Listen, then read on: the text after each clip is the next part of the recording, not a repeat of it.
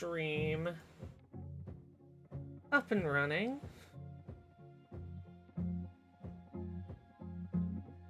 And quickly get the social posts ready.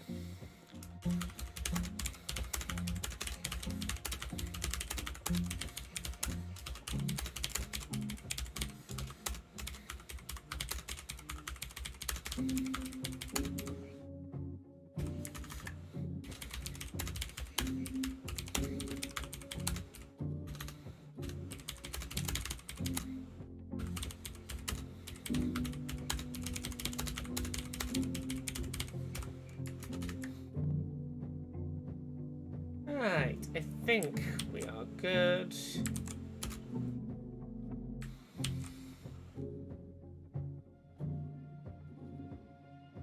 gonna post the social post and give people a minute to arrive.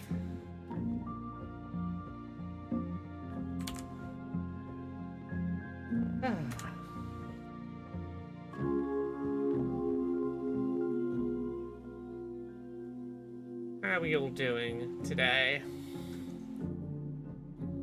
I know I've started a little early, but I'm sleepy and I want to make sure that I get through the whole chapter before we finish the day. Hey, Mudkip Gal, how are you?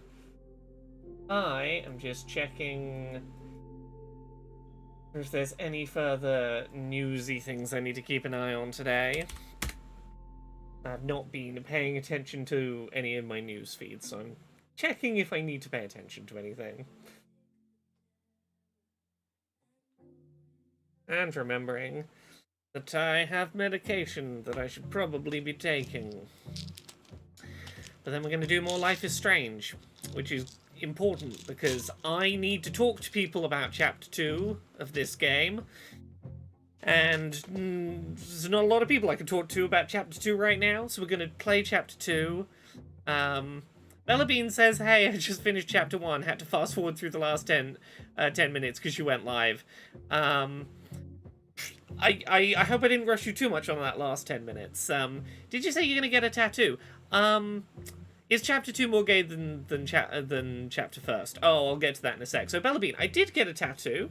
It's currently in the healing phase, so I won't show you the actual tattoo, but I will show you a photo, if you don't mind, a little bit of blood, the amount of blood that a tattoo sometimes has when you take a photo of it that's just been finished. Oh, that's just my arm real big.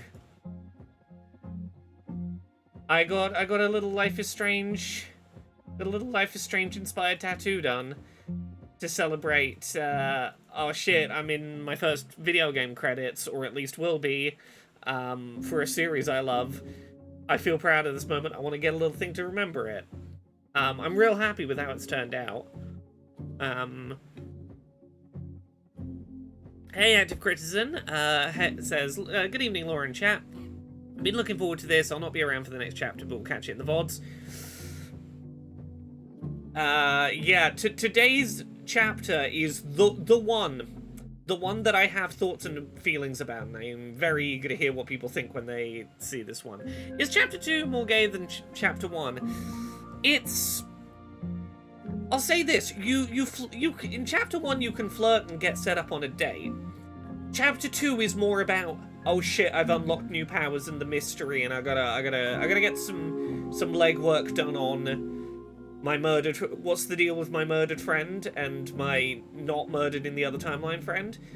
I feel there is potential for there is some gay in this episode for sure. It's not the gayer of the two episodes, I wouldn't say. Yeah, how is everyone doing today? I'm gonna give us like 5 minutes of just hanging out and chatting on the title screen before we jump in, so we're in no rush. We'll just have a little chat over some nice music before all hell breaks loose and we enter the chapter where I genuinely don't know the right or wrong decision to make and how most of my choices are going to pan out. And as such, I'm going to lean on chat very heavily to tell me what I should and should not do for several of these big choices, because big question marks. Yeah, it was a nice tattoo to get done. It was it was a nice quick one because like it was largely freehand line work, some nice clear lines, not a lot of like coloring in other than the butterfly wings. It was a real simple. It was near the elbow, so it was a little painful like when it was near the bone or when it was vibrating the muscle a bit in some places. But it was a nice quick one I could crack out, which was good. The next tattoo I'm getting, the quote-unquote mystery tattoo, gonna be a much longer tattoo session. It's gonna be one that's gonna involve a lot more shading. Let's take the tattoo off the thing for now. Yes, I currently have that under about a day and a half worth of second skin on tattoo protection on it, so I'll get to give it a wash and see it in IRL soon. Oh, I've been having a fun day today. I have been looking at laughably obviously fake leaks for both the future chapters of Life is Strange Double Exposure and Dragon Age Veilguard. I've been looking at like hilariously bad. This is definitely a leak from the game that are like the least effort leaks I've ever seen in those regards. Those have been kind of fun. It's been amusing to watch people who clearly know nothing about game development have bullshit like there is no way that's a real stories about how they came across these leaks. Right, we'll give it another minute or two. Then we will jump in because, yeah, we are jumping right into the midst of narrative on this one. We are jumping into. We hopped into a different reality, and our dead friend is alive again, which is. It's gonna be an intense place for us to start. It's gonna be a lot. We got this.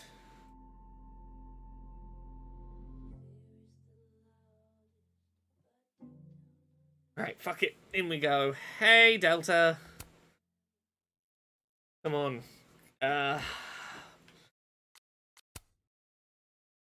You know what, yeah. Bellabean says, if I understand correctly, there's different timelines. Yep, that is the thing that at the end of the last chapter seemingly occurred, was we pulled our way into a parallel timeline in which some series of events was different, and Safi did not get murdered. Safi is still alive, and it's unclear what the difference is currently. Mudkip Gal says, I'm sure breaking the walls of relativity won't have any negative consequences at all.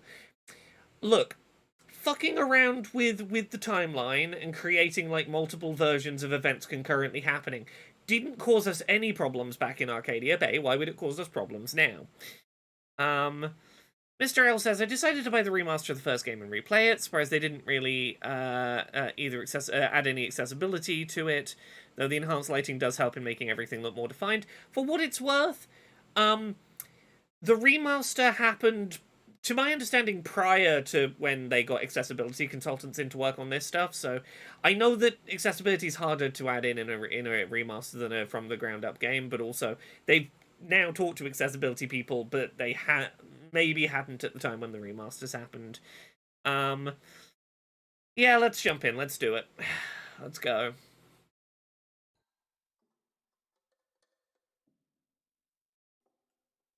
Penumbra. I'm curious if there's any significance to that word as the chapter title. What the fuck is happening? Hey, Max, you're no stranger to your dead friends being alive again. This should really not be this much of a headfuck. Well, it doesn't sound like the call was no big deal. It sounds like it was important to you.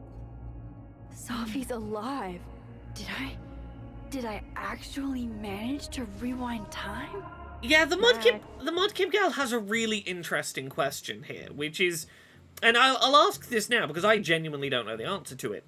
Where is the Max in this universe as we didn't replace her? Yeah, so the end of episode 1, Safi in this timeline, Safi who is alive, is waiting for Max to arrive and Max hasn't shown up for a lunch date. Like, Max is late for an appointment, and then Max appears, like, doesn't, like, step into the shoes of Max in this timeline, just appears in this timeline. And I don't know what significance that has, but I think it is really worth pointing out. Because I feel like it might be the clue to understanding this episode, and I don't know how to tie that yet, but I think it is worth pointing that out. No, we've not seen another Max, that's the thing. It's not like Max, we could, it's not like when we peered into this universe, we saw Max walking up to Safi, we pulled our way into this universe, and now we're where that universe's Max was. Safi was on the phone going, sending text going, Max, where are you? You're late for lunch. And then we popped into this timeline. We don't know where this timeline's Max is, necessarily. Penumbra is the shadow left by an eclipse. Interesting. Are but you yes. okay? It kind of seems like you're on drugs. Huh? Oh. Because when we play, we're like 2 minutes in. All that has happened is we started the chapter. Max is going, what the fuck? Safi's alive, and is sort of spacing out. Yeah, Bellabean, that's the question. Is there two in this timeline at once, or has this timeline lost its Max? Because there's some stuff in the next like 10 minutes that to me implies that maybe Max is dead or gone in this timeline, because like we're gonna have a couple of conversations in the next 10 minutes with characters who are like kind of pissed off that Max hasn't been around or hasn't been responsive in this universe while Max hasn't been here. And it really does seem like between these two timelines there's only one Max being shared between the two timelines, and that's, I don't know if that's the case, but we'll talk about it in a sec. It's interesting. No, I'm just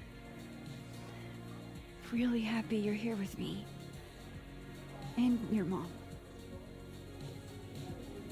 So, drugs then? Sorry, what were we talking about? Somebody Have a mentioned good your one, Tara. It's been phone lovely call? to see ya. Yes, I was shocked too. I didn't know people still answered their phones. Funny, Mom. And yeah, it wasn't a big deal. It was just from the publisher. Right, your book! The secret book! Oh! I'm so proud of my girl. Publishing is always such a difficult endeavor. Thanks, Mom. This is interesting. In my first playthrough, Safi didn't tell us about the book. So Max didn't know about the book at this point. I'm now wondering, did Safi tell Max about the book in both timelines? Should Max know about the book in this timeline? Are we going to find out that Max got shot in this timeline? No, I've not seen any Going to take our order? spoilers. I've not seen any evidence Max got shot in this timeline, but Have you ever had a food service job? Like, yeah, I have big questions about Max in this timeline. Yeah, they weren't shocked that Max knew. Okay. I can go ask what the holdup is, Yasmin. No sweat. See? That is so thoughtful of you, Maxine. No need. Yeah, The whole yeah. place could use a facelift, to be honest. Come on, Yasmin. You don't have anywhere else to be? I need to ask Safi about... God, where do I even start? Yasmin, I need you to leave so I can tell Safi she's dead in another reality and ask her who would want to kill her. What is that?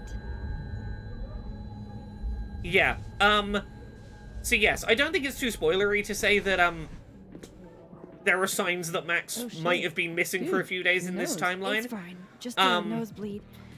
I'm about back to, in a sec. like, literally right now, we're gonna go see the first one of those signs. So you know how in the previous timeline where Safi's dead, we asked out Amanda, the woman at the bar, the hot bar lesbian, we asked her out on a date?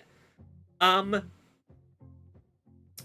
then, you know, Amanda was, like, looking after us because our friend got shot and it was a whole thing. Yeah, in this reality, Max just kind of ghosted Amanda for several days after asking her out and hasn't responded to anything she said. And, like, this is the thing I'm hitching this universe's Max is gone. I thought you got lost in a blizzard. Dropped your phone down a bottomless pit. Something. Lost?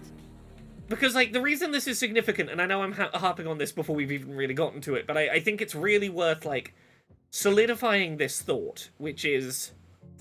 We're about to start, like, hopping back and forth between the two timelines. I'm pretty sure when we're not in one, there's no Max in the other. However long we spend in one, we're leaving the other one Maxless, I think. And I think that is going to be significant for a few reasons. I think that juggling not either half of this, thinking that we're abandoning them, I think is going to be a whole thing. Like, I genuinely do not know what any of this might mean. You're but right, I'm being passive-aggressive. Sorry. It's just... You asked me out and then ignored my text for 48 hours. Kinda sucked is all. Oh, so I asked you out. I mean, that's how I interpreted it when Yeah. you stood there 2 nights ago and said you wanted to go on a date. Okay, I know I'm stopping. This is why I wanted to start the stream a little earlier tonight, because I know I'm going to be pausing all the time and I want to do the whole chapter in one night. The night that Safi got shot, we had, like, a nosebleed and, like, the headaches and the stuff that usually happens for time travel. When we were looking at the owl the owl on the statue before we went to go find Safi. That would be about 2 days ago. I'm wondering if that's the moment that, like, both realities Maxes became only one. Like, I feel like that moment where we were taking the photo of the owl, that's about when I think Max stopped being in... 2 universes suddenly only had one Max. 2 nights ago is exactly when I asked Amanda out. So I haven't gone back in time. Oh shit. This Amanda never talked to me about slowing down our relationship. Because Safi isn't dead. So, are you gonna tell me what happened?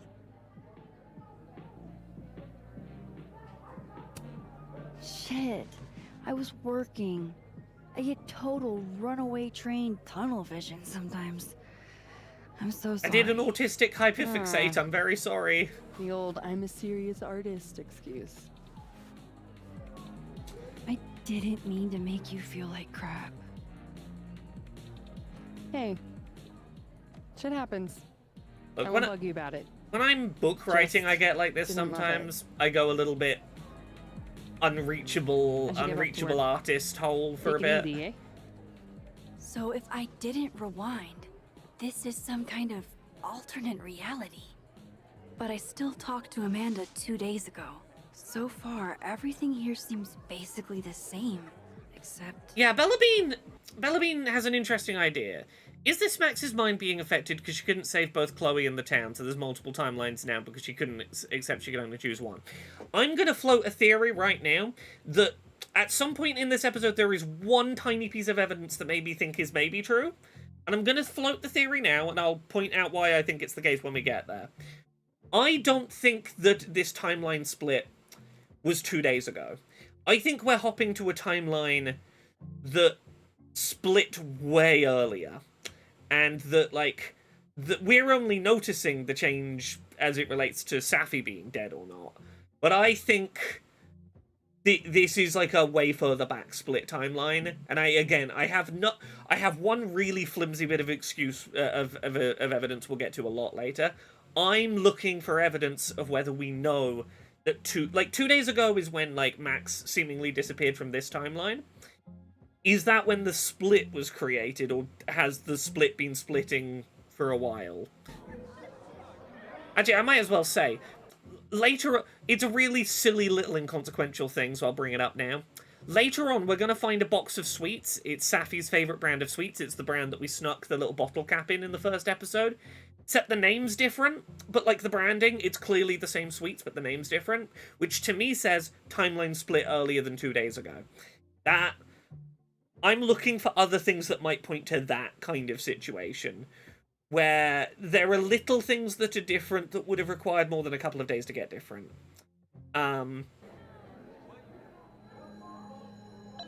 Okay. I was hoping my nosebleed days were behind me. It feels connected to that humming, and whatever caused it. Let's follow the tinnitus sounds. Gender-neutral bathrooms. We love to see it. The gender-neutral bathrooms are where we're going to activate our new timeline powers. Now we are in the dead timeline. Holy shit. Which you will notice, if for no other reason than it's slightly color corrected to be kind of bluer in hue. I'm back. It is a Alright. colder color In palette rather than a dead warmer orange world. one. This is so fucking crazy. Okay, we should probably look at some of these messages. Okay, I'm scheduled to meet with Yasmin today. Not sure what I should do. Wish me luck. Thank you for taking a minute to talk to me in the fine arts building earlier. I needed it. There's something else, but I probably shouldn't say it over text. Can we meet up later? Sure. I'll meet up with you later, Moses. Safi, I think we should talk. Did you mean to text me? You alright?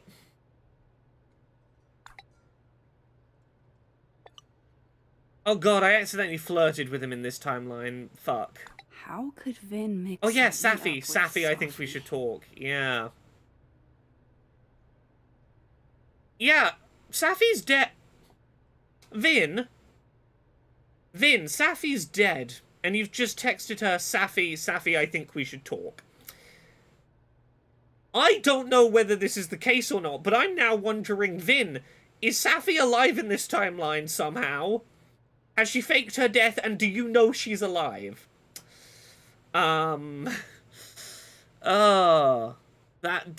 is a question to keep in mind amongst all the other questions. Anyway, we now have like a little notes thing. We can keep an eye on like clues for the investigation here. Also, we got some new pages in the journal, I believe.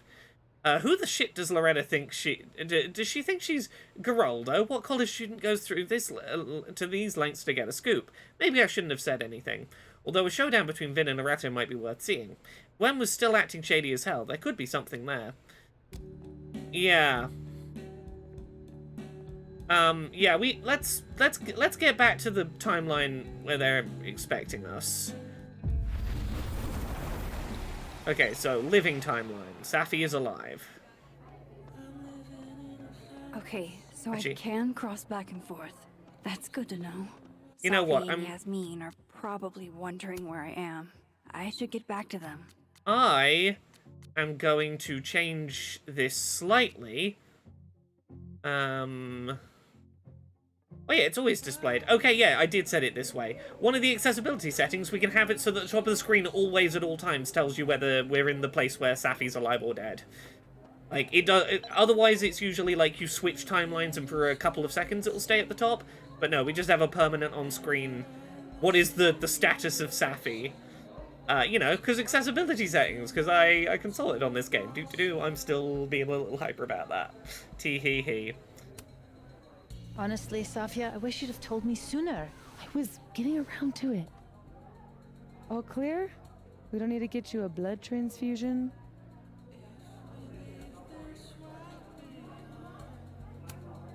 Oh, I'm golden. Probably just the weather, you know? Oh, did the forecast call for massive nosebleeds? Duty calls. Do our photos remain Send me the across bill for the windshield, please, Safia. universes? Yes. As best I can tell, anything you physically have on your person, when Another you hop piece of timelines, shit you take that pie. physical stuff with Someone- you. Hold on, it's easier if I just show you. Yeah, the color grading, like, Jesus. definitely is neat. Fuck, Safi. Is that your car? But yeah, I Same, right? appreciate something Found it this explicit. morning. Okay, so Safi didn't get shot in this timeline, but someone did throw something threatening through her car windshield. You don't think it's some sort of a threat? From who? Vegans? Stop eating burgers, or this is about to be you.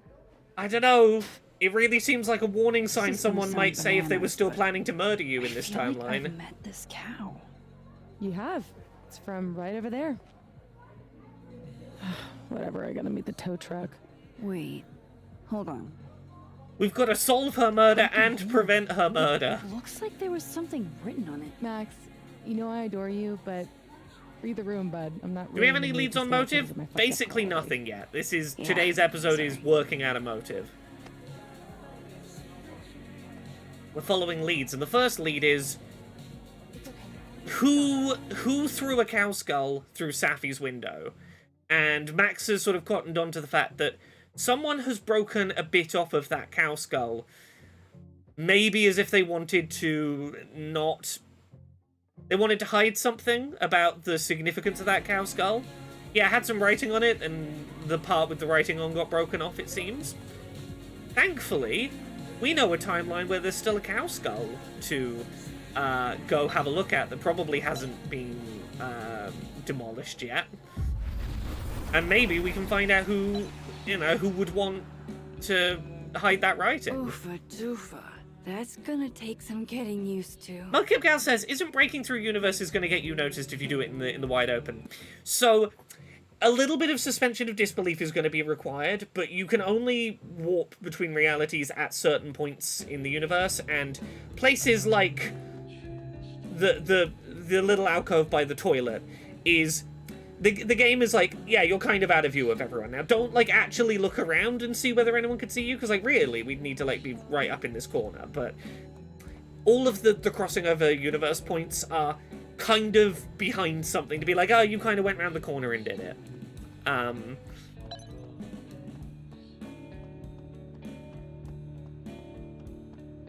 Oh, hi. If she needs to use the toilet, just go in there, but, like, don't rip a hole in reality. Just do a piss.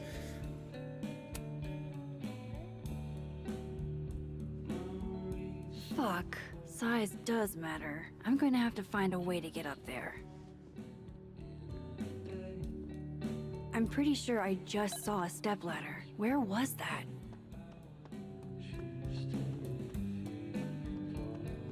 Here. Yeah, Max has been in the bathroom a long time. Well, that's the thing that's weird. Is it does seem like when Max is in the dead universe, there's no Max in the living universe, and vice versa. Where did I see a stepladder? Over here in this timeline. I'm just gonna...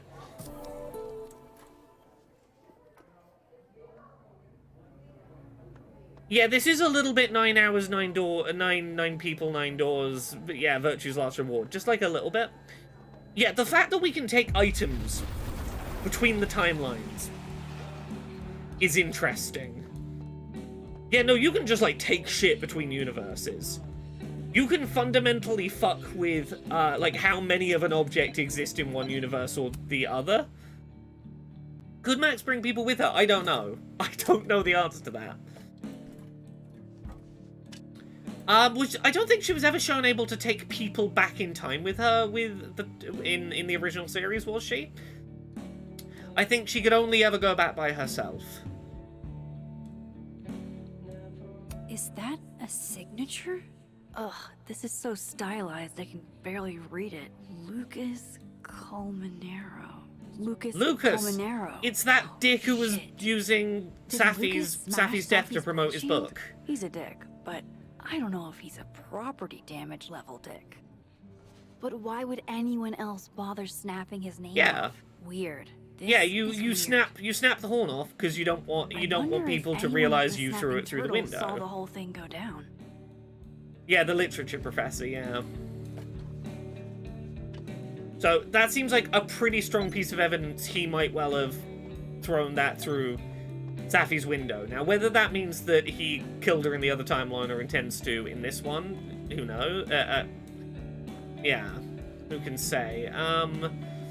Right, so this is the dead timelines. We want to go back to living. I'm already doing the thing where I'm going to occasionally go and try and talk to someone and be like, nope, this is not where I talk to you. Yeah, hey, Amanda, Hey, Amanda. I have kind of a weird question. weirdly specific Do you ever one. have non-weird questions? Occasionally. on a leap year. The whole year or just February 29th? Now who's asking weird questions? All right, hit me then. What's the question? Have you had any skulls go missing lately? Wow. I don't know. I don't know. Um, Let me look up the actor if I can. That's an Who plays extremely Amanda? specific question. And I can't believe the answer is yes. Our only skull, in fact. I'm dying to know why you ask.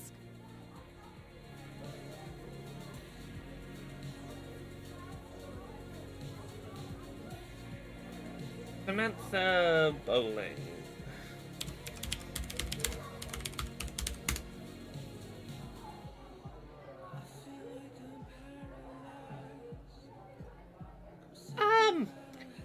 I'm gonna say no.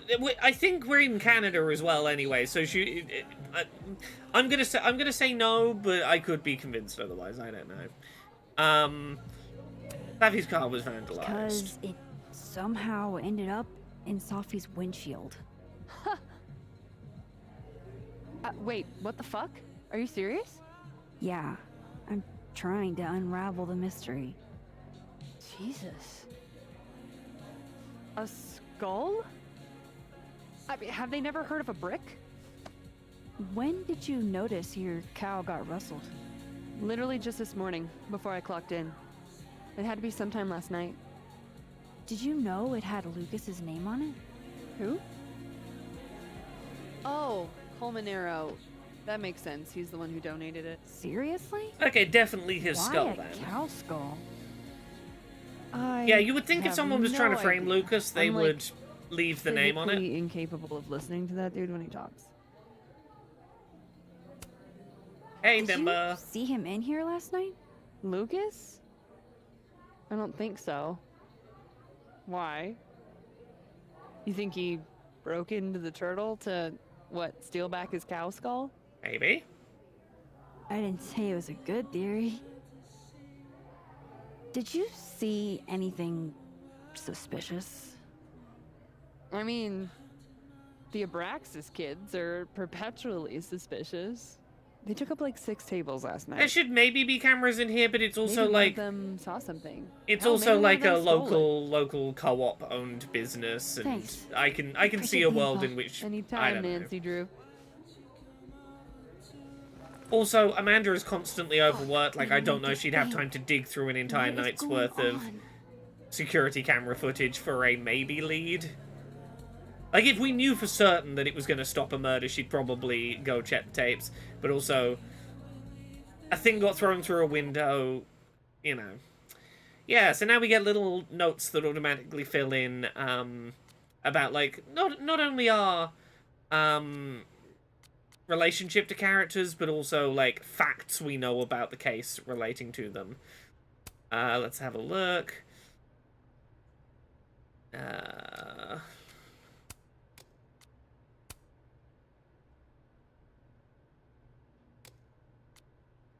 Have you ever seen a ghost on Caledon's campus? If so, my DMs are open.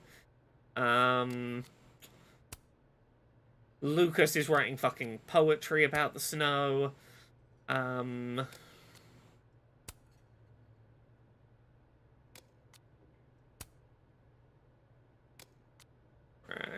How is Safi posting right now? Kids found my old poetry off of social media and passed it around in class today. Fuck my life. Okay. Want to keep an eye on the messages just in case anything vital comes through. Okay, this was us ignoring Amanda's messages in this timeline. Yeah, the messages we have in our phone are different depending on which timeline we're in. Our phone's data plan apparently updates as we pass through the portal.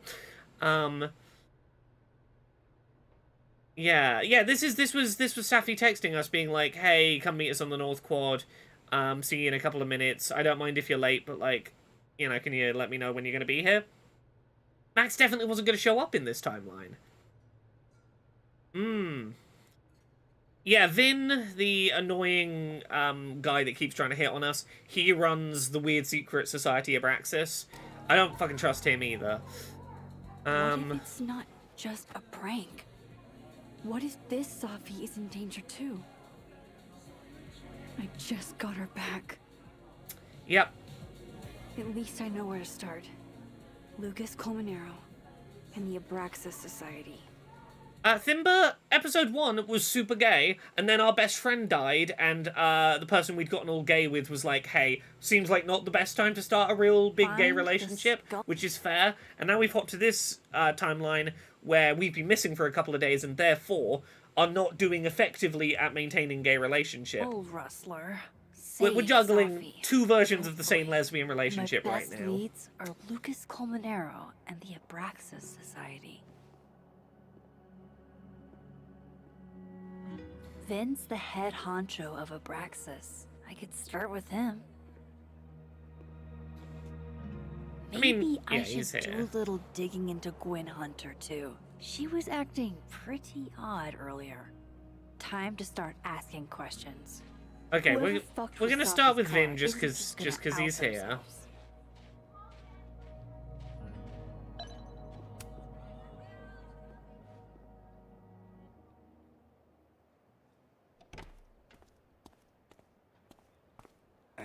And, don't get cute, either. You find it, you bring it right back to me. Well, Okay, so we're in the one where we're currently in the one where Safi's alive. undergrads, am I right? Which I suppose is good for investigative purposes, because it means if Safi's not dead, whoever Safi's killer isn't going to be as on guard yet. Because it's not like, I've done the murder, I could get caught any minute. It's, I'm planning to do it, but I haven't done anything yet, so, like, why would anyone suspect me? No one has reason to be suspicious yet. It's the perfect, Vin is a school admin but runs clubs for students. Yeah, that's not unheard of in education.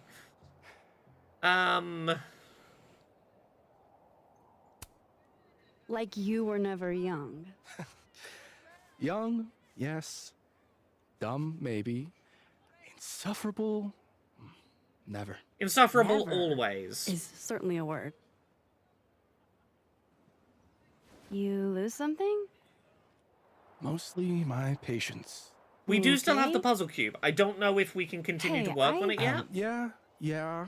I don't believe I got a Cute prompt in banter, chapter 2 barely anywhere to restrained sexual continue tension. working on it. Etc. I'm busy, Max. I don't know Another Vin's time. age. I feel like late Wow. 20s, early 30s. Okay. What does Vin have them looking for? Let's say I find your missing patients. Then I wouldn't be busy anymore, would I? Okay, right. Let's get investigating. What are these two chucklefucks looking for?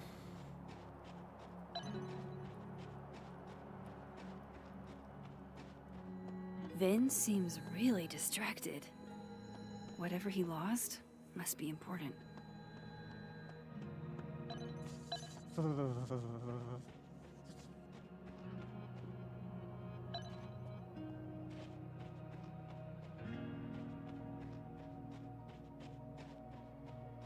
I should see what those Abraxas goons are up to. You know, if you want to ask Diamond out, I can introduce you. I'm 70% sure she doesn't bite. How about I put in a good word and you tell me what Vin's missing? Vin Good seems talk. really distracted. There has to be some way Whatever I he can lost, hear what they're saying. Okay, let's go about talk to them Diamond. They catching seem me. to be paying a lot of attention to Diamond, who we've not had much chance in the first episode Waiting to for chat someone, with. Diamond? Mm-hmm. Moses. He asked me to help him carry snacks back to the lab, but I guess he forgot. Isn't that kind of menial for a TA? So my job is menial now? I didn't. I'm fucking with you. Nah, Moses probably just got distracted. Off polishing his new telescope. If it were anyone but him, I'd ask if that was a euphemism.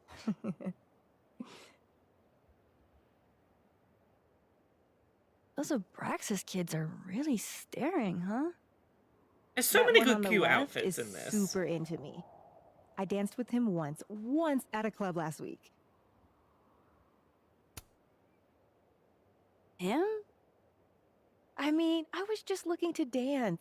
If I wanted more, he would not be my first choice. Mudkip Gal, I don't know canonically if that is the case, but I do understand the vibes of being like Diamond is a name that a queer person would choose for themselves. Besides, they're on the clock for Vinh now. Probably trying to catch me in Abraxas-like behavior. What even qualifies as unabraxas-like? Let's see. Sincerity, brokenness, or the hint of brokenness. Oh, and challenging Vin's authority. I think Vin's lost something. It's clearly rattled him. I'll, go ask the Goon Squad. Good call. Okay, we are about to find out about a really cool way to use this, hopping between realities power. So you know how when, at the end of last episode, we could kind of hear Moses talking despite not being in the timeline he was in yet? We're gonna go eavesdrop on those kids by going to the dead timeline and going to where we know they happen to be. Vin? Just eavesdropping from here. I'm not sure. Why? Well, if it's a passcode, Diamond can probably find a way into it. Ah, shit. Good point. Ah, it's Holy Vin's shit. phone. Someone took Vin's phone? And they think it was Diamond. I can use this. Yeah, interdimensional eavesdropping's a really interesting use of that mechanic, right? There's a couple things like that we can do by hopping back and forth.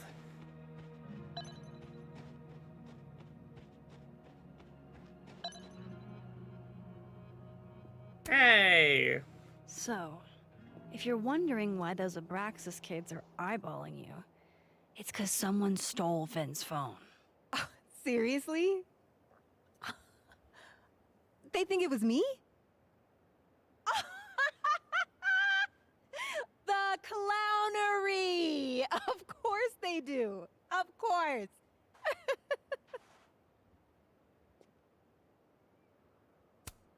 I take it I was right to assume they're full of shit. Always a safe assumption. But if you find out who did it, tell them I owe them a drink.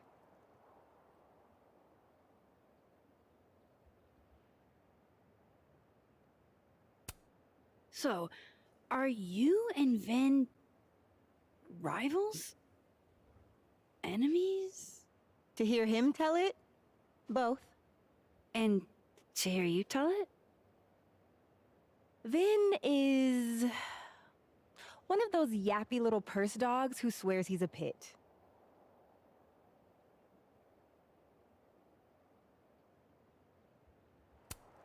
You don't exactly strike me as the typical, Abraxan. In the Vin Lang mold? God, no. But the org itself has potential. If we could just get him away from it. You ever think about being, I don't know, Abraxas' boss? Queen. High priest. Why is Vin beefing with kids? That's I would academia love for to. you. That is academia, yeah. I don't know how much Diamond is kids. She's apparently a TA, so a teacher's assistant. I don't know whether that suggests she's on the older end of the students, maybe, but yeah. It does seem to be a student-teacher Cool. grudge. Thanks, Diamond. Because, you know, And Vin's hey, fucking petty. if you talk to Vin again, tell him the only thing I'm taking from him is his crown. Mmm.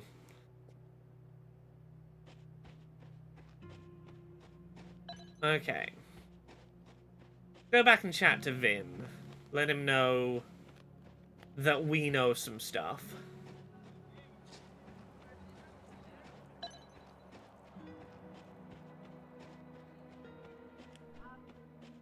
Hey, buddy.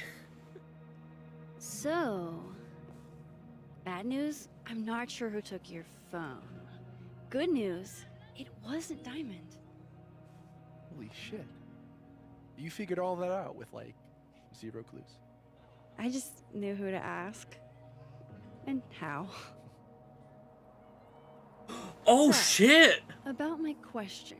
Oh, shit, that's a really fucking good... Was the text in the dead timeline or the alive timeline? His phone has been stolen in the Safi still alive timeline. I need to double check which universe he texted Safi in.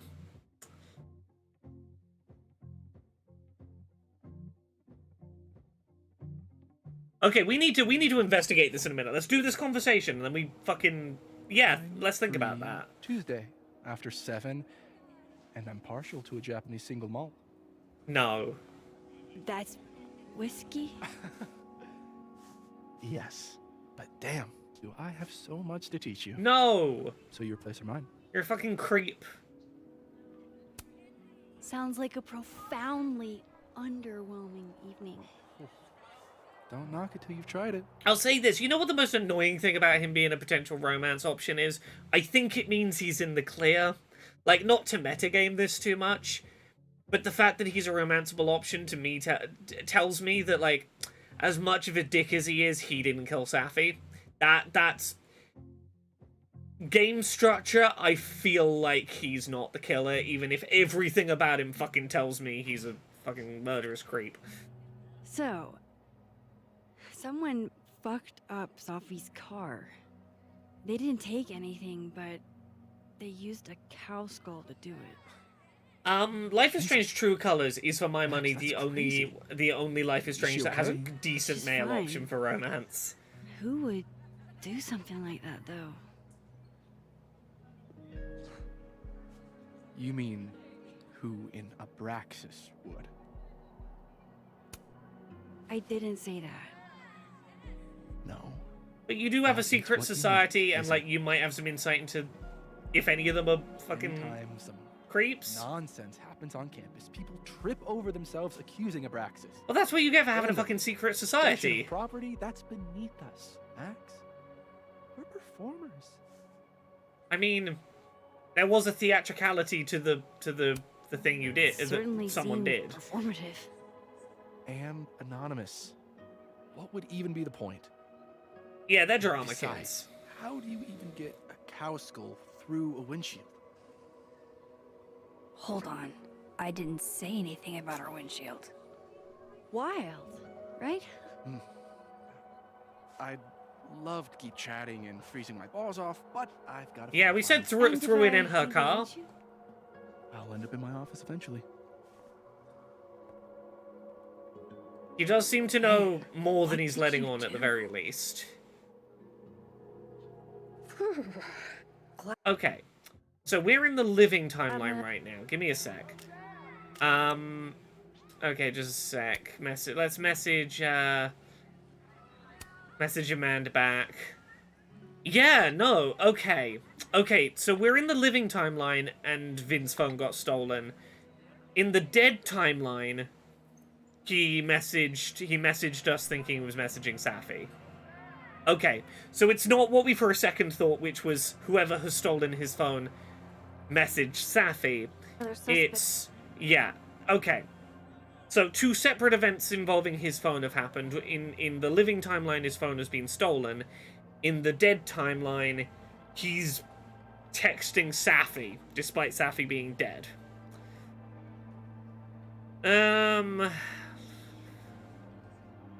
I mean, yeah, you're not wrong, Mudkip Gal, that, like, it's not impossible that the phone has been stolen in both, and that maybe... it's a thing worth keeping in mind as a possibility, but I don't think it's the smoking gun that we, for a second, maybe thought it was. Someone broke into someone's dorm. Wise words. Okay. Yeah, mother and daughter are getting on well.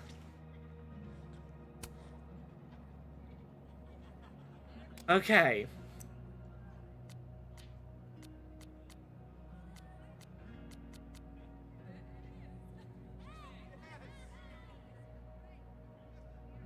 Yeah, give me a sec. So, yeah, Vin Vinh knew the cow's skull went through Safi's windshield, even though I never mentioned that detail.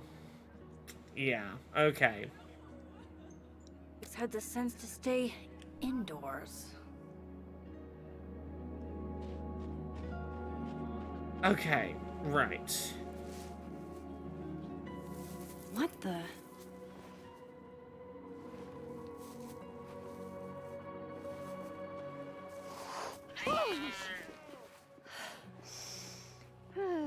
Note to self, avoid this bush.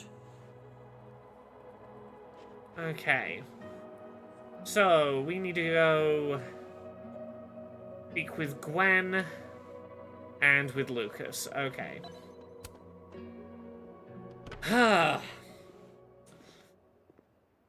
Okay, yeah, this is the episode where we start getting suspicious about absolutely fucking everyone. Everyone gets real fucking suspicious. I can probably find Gwen in her office. And I think Lucas has a habit of working over by the cafe. Yeah, get ready for literally everyone to be suspicious. Because this is a mystery, and you need everyone to be on the list. Can you give me a second? Surely another minute and a half isn't going to taint the building with my presence. Hey Delta, no worries, I don't know if you missed anything. Vin's phone's been stolen, but also, he knows that the cow skull went through the windshield, even though we didn't say that, and that's kind of sus. Anyway, we've gone to Gwen's office, and there's a fucking... either a cop or campus security at her office. Just leave everything behind, Professor. You won't need any university materials.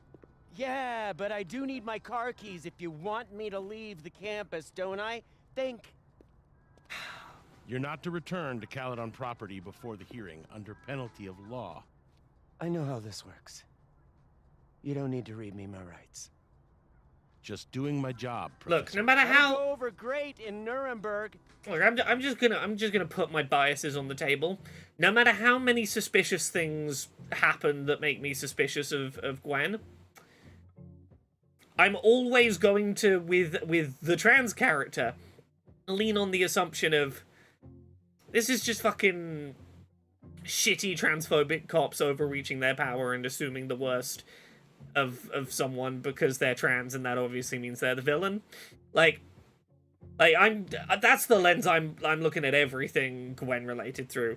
Mudkip Gal, Gwen is. It doesn't come up in canon until later this episode, but someone was asking about Gwen's actress at the end of last episode, and I looked them up and was like, yeah, okay, they're publicly out as trans. I can talk about the fact that Gwen is a trans character.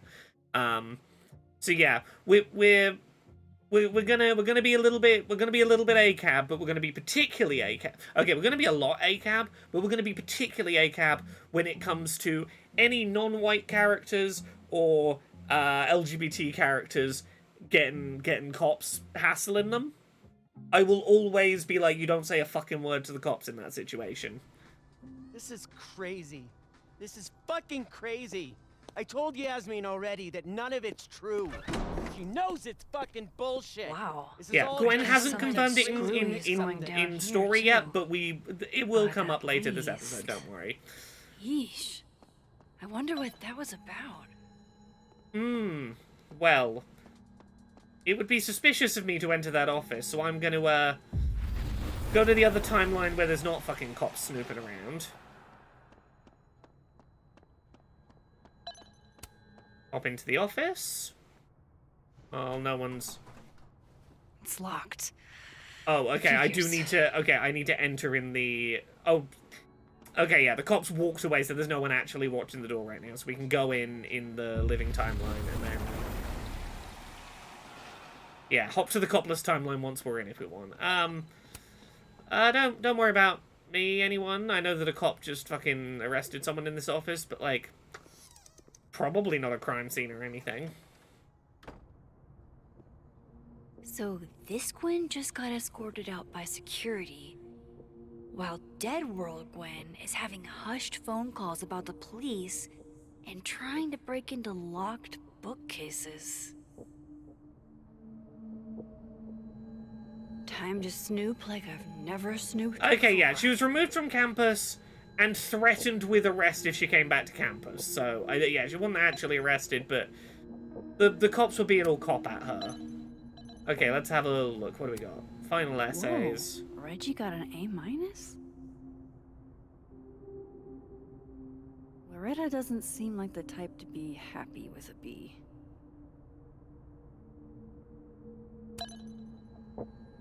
Fuck you, Loretta, actually. I'm lowering your grade. You reap what you sow, Loretta. Oh, your other Loretta. Ah, aren't fuck, you? wrong Loretta. Oh, well. Oh. Anyway, let's listen to some answer phone messages. I'm sure these will be eventful. Gwen, if you're screening your calls, pick up. I just got an email from Boss Bitch, and the phone is ringing off the hook. What the fuck is happening? Babe, pick up the phone. I'm sure it looks like Oh my god, an answering machine. As I live. Okay, so the wife, Gwen's wife is like, pick up the phone, whatever is going on, we can sort it out. Yeah, Claudia is Gwen's wife, I believe. Dr. Hunter, this is David from Intro to Nonfiction. I saw the notice in the lecture hall that your classes are going to be canceled for the rest of the semester, and I just wanted to check up and see if you're all right. I mean, I'm sure you're fine, but I don't know. We're all kind of worried. Okay, bye. Dr. Hunter, by now I'm sure. Oh, Yasmin, okay. And the contents enclosed therein. Please understand, this is a courtesy from one working woman to another. I don't want to hear excuses or lies. I'll have to ask you to leave campus until we can get this whole thing sorted out. Good day. Okay. You would never do what? There's no good way to say this, but Yasmin put me on What unpaid is this about? leave pending disciplinary meeting. I'm not supposed to talk about the details, but if you hear any rumors, please know I would never do this. I'm not stupid or desperate. I don't know how long I'll be gone. Can you water my plants? Gwen canceled her weekly meetings with Safi? Why? Okay, this is the living timeline. She cancelled her meetings with Safi.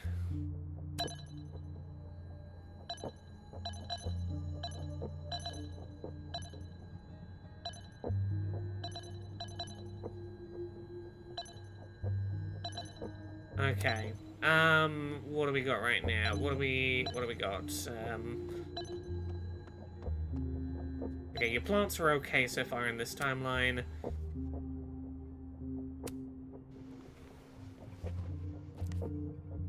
I had decided I would hitchhike across the country. If I still wanted to die when I got to the Pacific, then I could do it peacefully. Yeah, Hell of an opening line, Gwen. Been there, friend. Okay.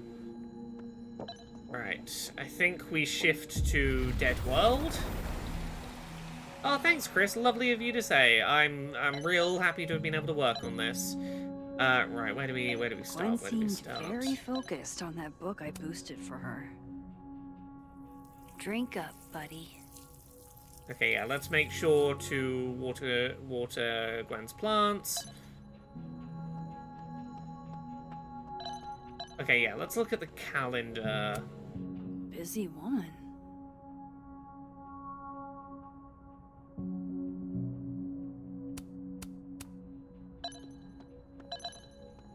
Actually, did we look in the calendar before I delve further? Did we look at the living calendar? No. Okay, there's no calendar here in living. But can I now Google... Maybe Gwen left that book I liberated on her desk? Yeah, okay. Yeah, let's look at the... We're gonna go look at the book first.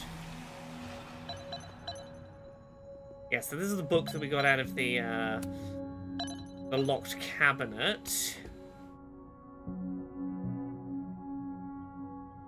Why does she leave her computer open in both timelines? In one, her office is locked. Presumably she's, like, off having a meeting or something. And in the other, she was forced to leave her office very suddenly by security and was, like, not allowed to do much other than grab her keys, I guess. Right, did you see Safi at your poetry group on Friday night or at all over the weekend? Did you see him off? Did you mention any news? Leave your answers in this book and return it to the library. I don't want everyone to know I'm asking questions. I'll owe you forever. So Gwen is asking questions about Safi's death.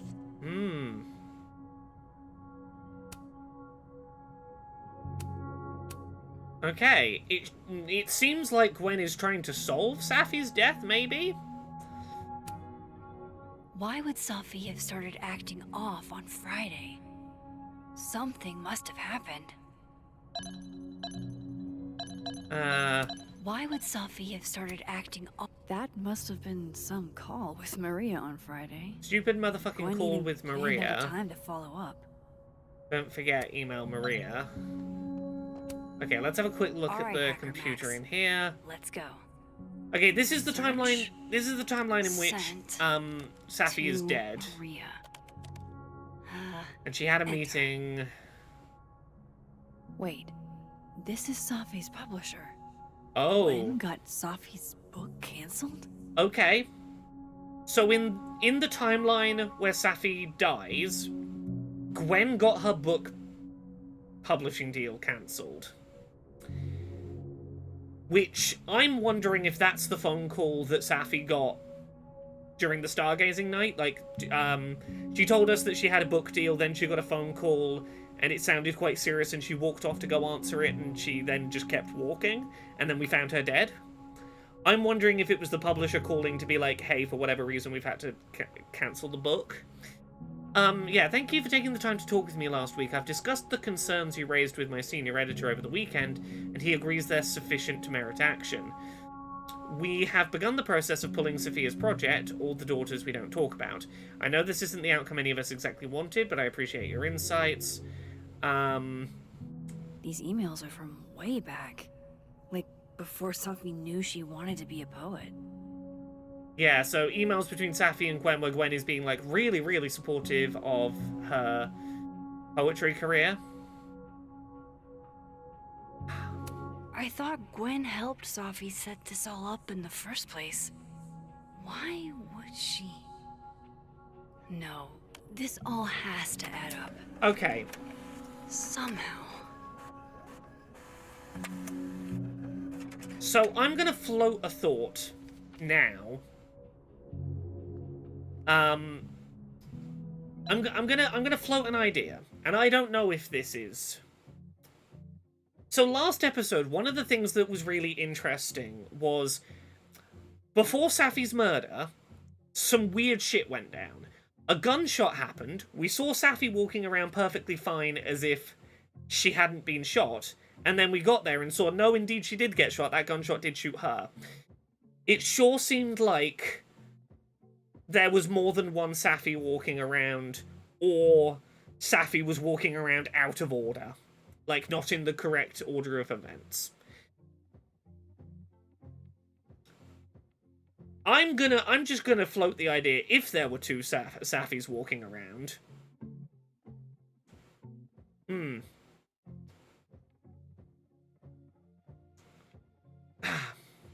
I'm gonna float that idea, and we'll come back. We'll put a pin in that. Because we were talking about this earlier in this chapter. It was brought up the idea that maybe there's only one Max between these two timelines. Could the inverse be true? Could one of these two timelines have too many of a person, rather than too few of a person like they do with Max? Does Safi have timeline jumping powers? I don't know, but it is a question.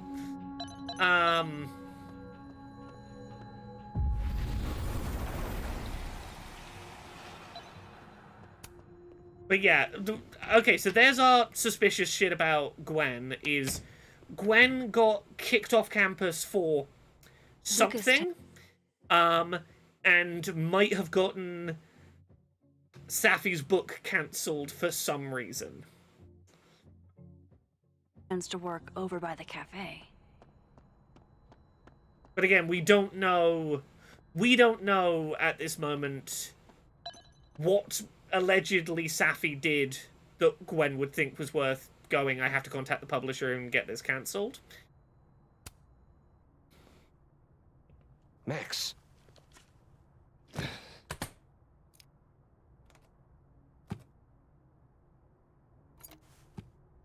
Sorry. Busy. Also, I'm gonna put a thought on the table. And I have no evidence for this, other than narrative structure thoughts. Right now, there's only one character that this game I don't think is trying to make me think is suspicious.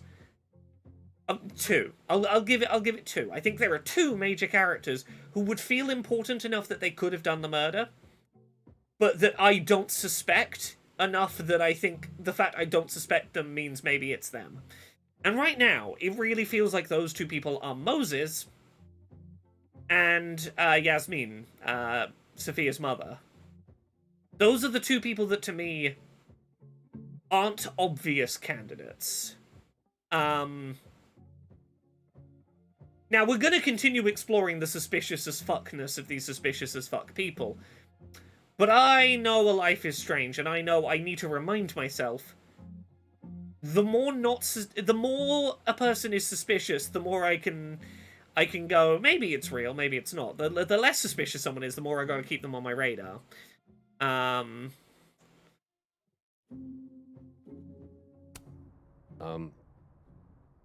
Need something? Actually, Catherine. I've been waiting for an hour. No, just put Robbie on. I really like this whole sequence of stuff that's about to happen. I'm only the boy's father. Who fucking cares, right? How can you say... Whoa. Adds a whole new meaning to nuclear family. If Lucas has it out for Safi, there might be something incriminating in that case.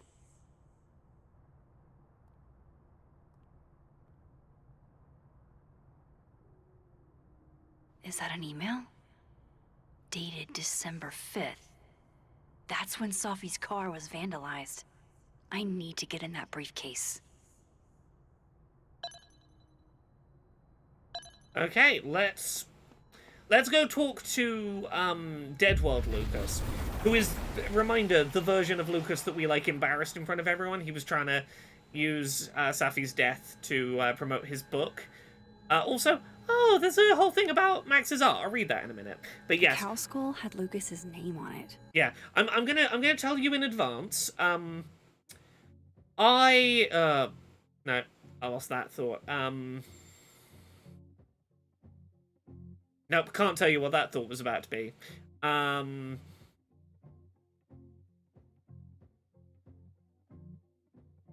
okay. Let's read Max's thing. Something. After receiving her first camera at the age of 6, a Contax T2, Maxine Caulfield has sought to capture a life that evades explanation. From the recent green hell of the recession-era Pacific Northwest to the ancient industrial wastelands of the Rust Belt, she's restored meaning to empty places, illuminating the plights of everyday people living on the brink of change.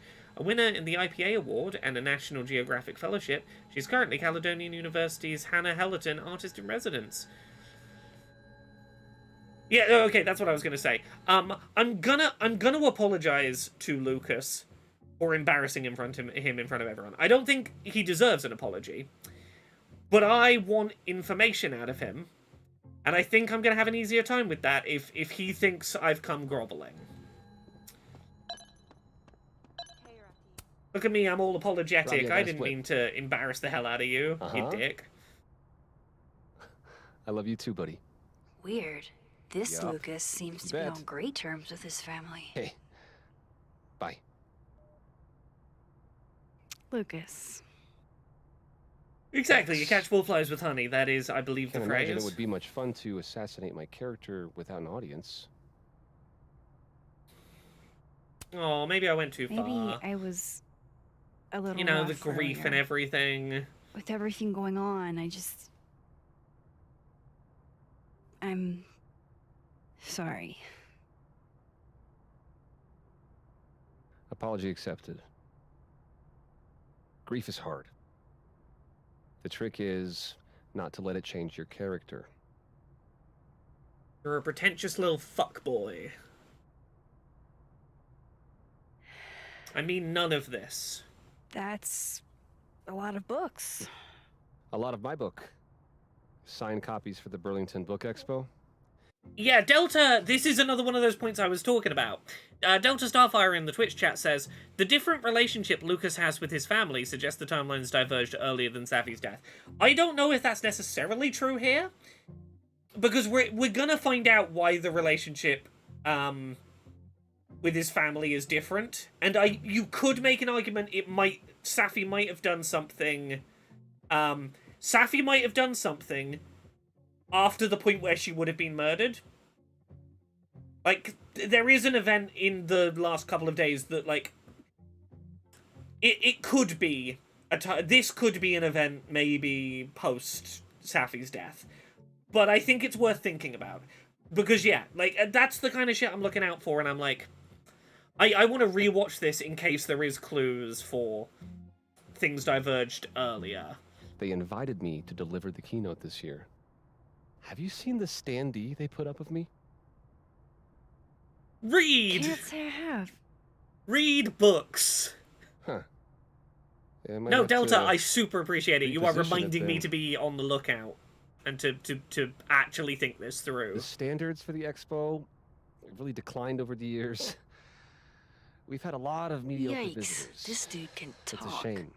How am I But gonna even get that after key? years and years and years, people still love the characters. Oh, crap. I forgot. What time is it? I have to go give something to Moses, before his class. Good luck with the book expo.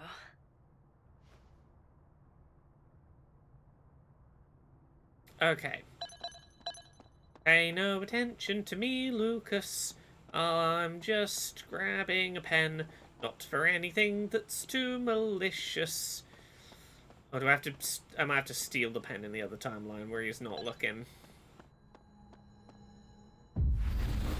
Lucas is usually in a...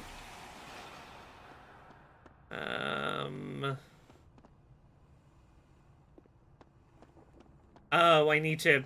I can't steal the pen until I've had the idea to use the pen to do something. I try to skip a step. I need to come look at his stupid standee. Huh. I bet Lucas would really hate if something happened to this. Now, what can I use to do some permanent damage? Dare I channel my inner Chloe? You still think about her. Right, please don't turn around while I'm doing this, Lucas. Now, how exactly do I want to get under Lucas's skin? Devil. The classics are classics for a reason.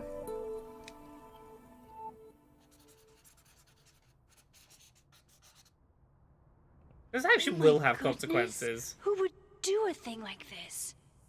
Someone should tell Lucas right away. I love internal monologue sarcastic Max. She is my favorite Max. She's great. For an audience of one.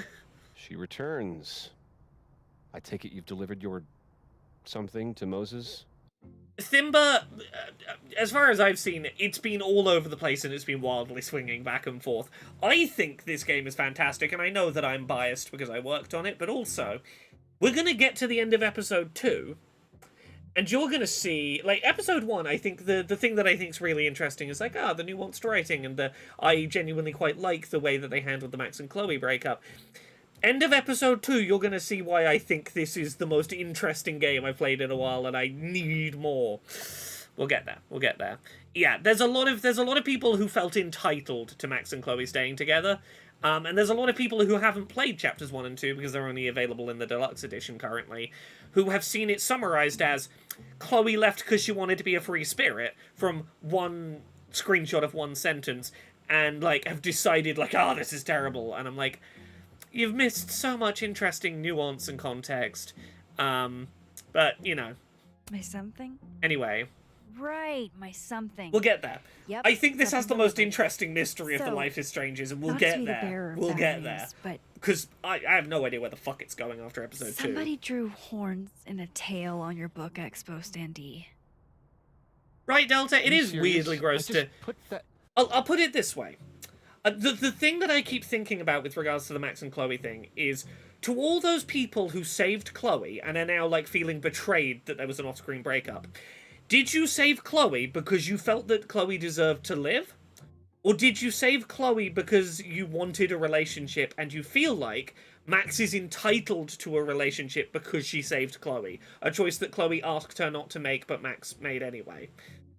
Because, like, I think that's the thing you have to fundamentally think about. If, like, you know, as someone that was kind of was a little initially upset about the Max and Chloe breakup, the thing I had to ask myself was, what, did I save her, or did I save her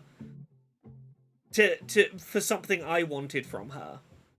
And, like, do I still think that it was worth sacrificing the town to save her, even if she decides to use that life I've sacrificed the town to give her to not be with Max? If she wants to go off and do other things, do I still feel like, if I'd known that would be the future of the relationship, would I still have made that decision to save her? And I think a lot of people, I don't want to put words in anyone's mouths, but it does feel like there is a portion of the fan base whose answer to that question is, no, I wouldn't have saved her if I'd known she was just going to break up with me. I saved her so that we could be together. She's got, like, she should have stayed with Max because I saved her. Like, it feels like there's an undercurrent of that, and it feels gross. And I'm not saying that's everyone, but I really get the vibe that that is a portion of the player base. Anyway. Come on. Some people just have no respect for other people's property. Right. Chloe is her own person, and she is entitled to leave if, for example, Max is aware of the fact that Chloe doesn't like how much course correcting is going on in their relationship, but that Max, regardless of this, can't help herself time traveling back to fix even minor small things to smooth their life out. And that is a, I think, understandable sticking point for a relationship when you add in a bunch of grief over dead family and friends. Anyway. Hey, look. I fucking love Life is Strange. Even if, on occasion, you know. I feel like, look, I say this as someone who I picked the save Chloe relationship in the first game every time I've played it. Like, there is no world, even now, there's no world in which I wouldn't save Chloe if I was replaying that game. I say that while also acknowledging that the sacrifice Chloe to save the town is the more narratively satisfying ending, and, like, I recognize logically it is the ending the developers, I think, wanted people to pick, because it is... Like, let's be fair. The original Life is Strange is fundamentally a game about, like, watching someone die who you never got a chance to explain your romantic feelings to or get to say goodbye to properly. Being given the power to say those things and to have those experiences that you almost miss your chance to. But ultimately, the storm builds and the storm builds as a sort of metaphor for... You cannot stop someone from dying. All you can do is you can steal a little bit of time to get to say goodbye, but the end will come and you have to be okay with saying goodbye. And that, like, it's like, at least you're getting to say goodbye having had the chance to say the things you needed to, as opposed to at the start of the game where you were saying goodbye with no ability to get closure. Like, I do, like, as someone that picks Save Chloe every time because I'm a hopeless lesbian who won't let a silly thing like reality stay in the way of young love,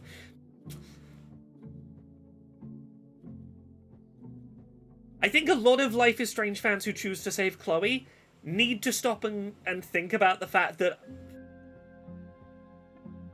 the game clearly was building up to the right thing to do is to let her go. And there's a little bit of me that's like, I maybe think that that shouldn't have been a choice, and that it should have been an inevitability, and that it should have been, you got a chance to love her before she went, and you got to at least know what could have been. But some things will just happen, and no amount of going back and changing and trying again can stop the fact that some things are inevitable. I'm a Mass Effect 3 ending defender. I like the idea of sometimes a bunch of choices lead to an inevitability, and that can be narratively satisfying. But you know,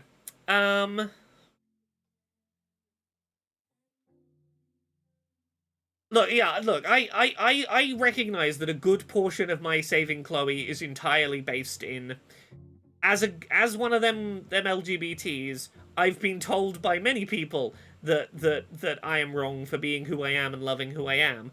So fuck you. Not even forces of nature are allowed to tell me who I can love. Despite, like, it's clear that's not what the game's narrative was, like, building up to. But, you know. Anyway, let's look in this fucking briefcase.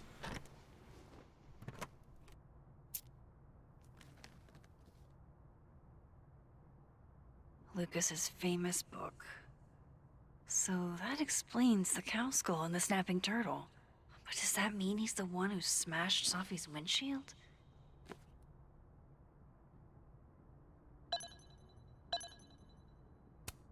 Lucas was with his agent last night, not the snapping turtle. He couldn't have vandalized Safi's car. So, who did? No point in looking through Lucas's stuff now. Yeah, not you, Lucas. Guess this Lucas didn't get a chance to put this up yet. Lucas was in AA? Good for him. His agent tells him where to park, but what does Lucas call Monero? Did Lucas go to a gun range? Does Lucas... So this is how the literati spend That's the thing I'm looking for. Is it here? Guess this Lucas didn't get a chance to put this up yet. Oh, where's the thing I'm looking for in here? Why can I not see the thing I'm looking for? That damn cow skull again.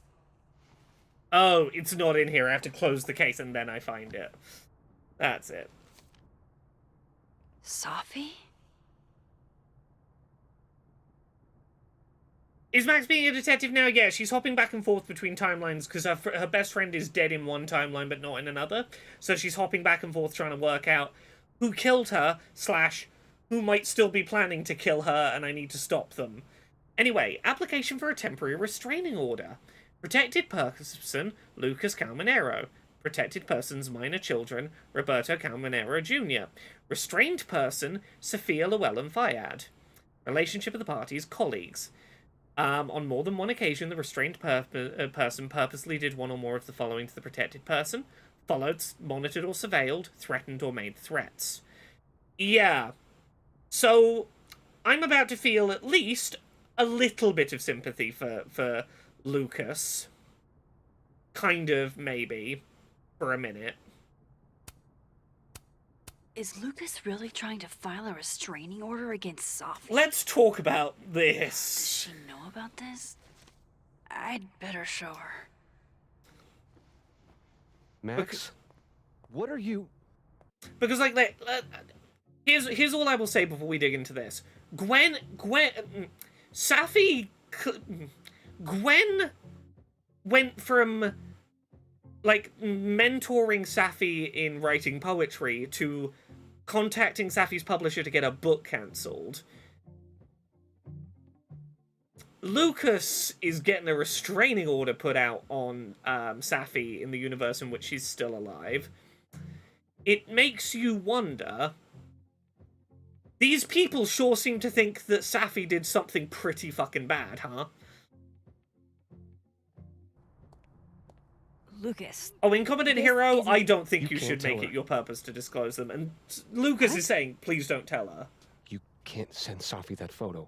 Yeah. It sure seems like Safi's up to no good. Please.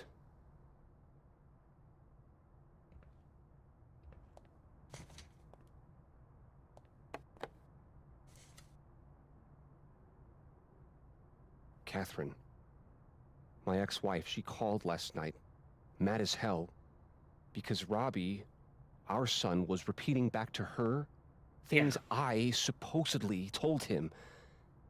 Yeah. But I never... Yeah, so it seems like the bad relationship with the family is like, in the last day or so, something has happened. His kid has been saying, Dad told me X, Y, and Z. I mean, I could never... No, The I shit think Robbie says... I think the close-up on the phone was meant to be, I have a photo of the restraining order, I could send it any second. I think that's what it was. I told him it makes me sick to think about. I do believe him on this front. I think he's being genuine here. Any chance your ex was exaggerating? Trying to twist the knife? Catherine's a lot. But she loves that kid as much as I do. She wouldn't use him like that. Like, I do believe he's being genuine here, I think. He told her I said he was the reason for the divorce. And somehow that was the least fucked up thing I'm purported to have said. This still doesn't explain the restraining order. I wasn't even there that night, Max. But someone said those things to my son. He does have an alibi for his... That's the thing. He has an alibi for his whereabouts. We saw it in his briefcase. He was having a meeting with his publisher. So he didn't say those things to his kid, but someone said those things to his kid. Safi? Listen. Safi once threatened to turn Robbie against me. I know she's capable of it.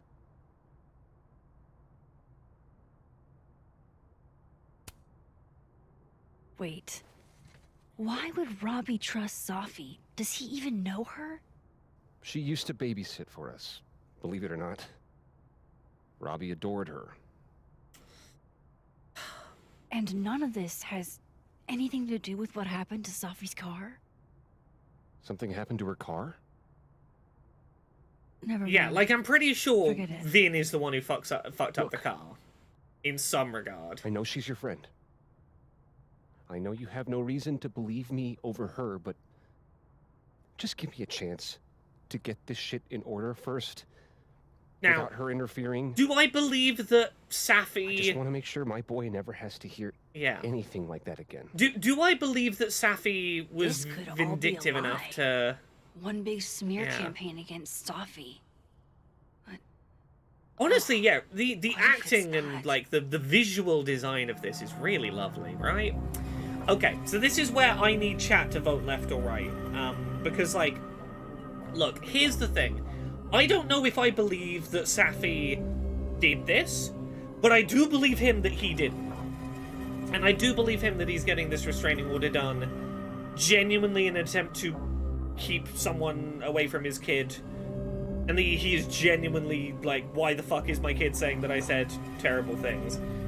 So left is send photo to Safi, right is delete it.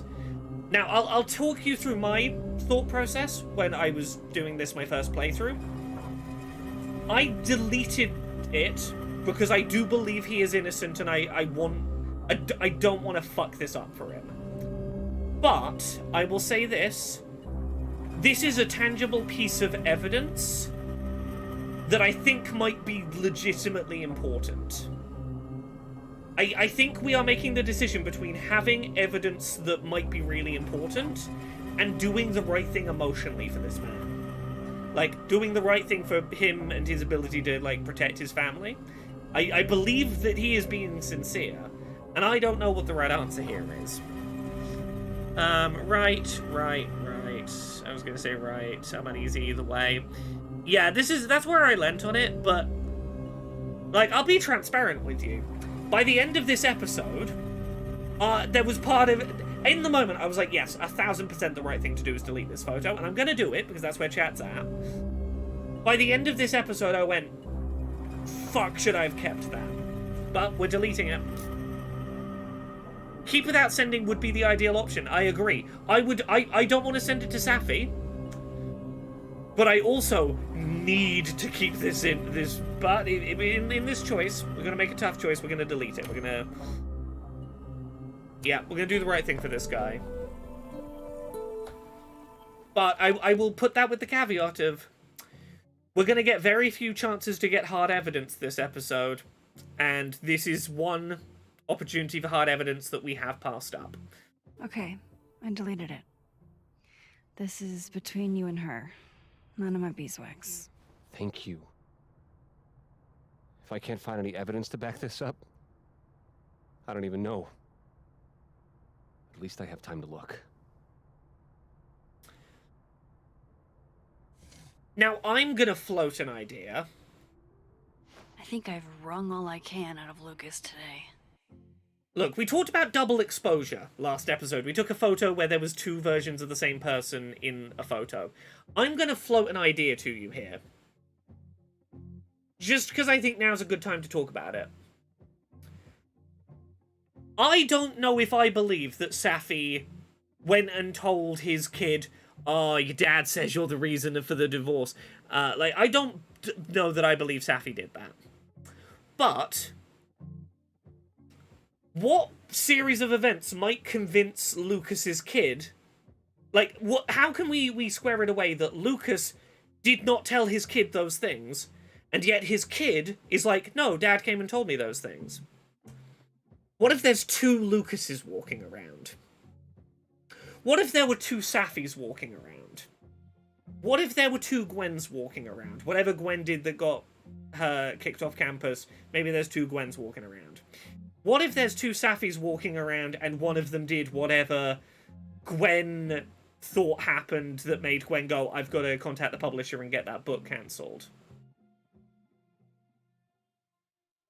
I'm putting that idea out there now, because this is the point in my playthrough where I started having this thought, and I'm gonna put it out there when I started having it.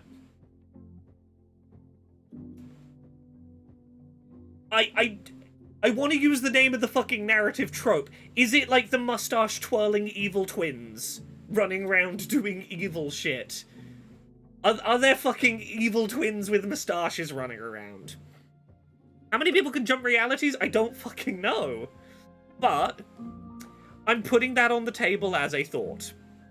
Because when someone brought up, like, the name double exposure yesterday when we took that first double exposure photo, it really clicked in my head. I was like, yeah, that really does seem like it's probably why it's called this, isn't it? Because of the double exposure photos you can take. Anyway, I never fucked around with this weird phone in my own playthrough. This looks like one hell of an art final. I should check it out.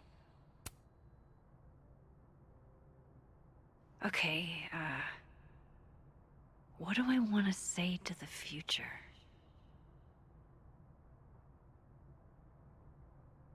Let the past go. That's what you probably need to hear. There's so much more to your life than just the past.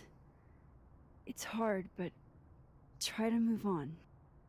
You probably would still be with Chloe if you'd taken that advice.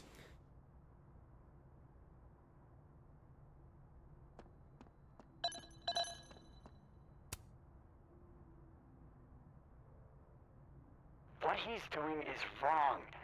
It always felt like it was, but now I know it's true. I was starting to think my writing just wasn't good enough. Huh? Fuck is that?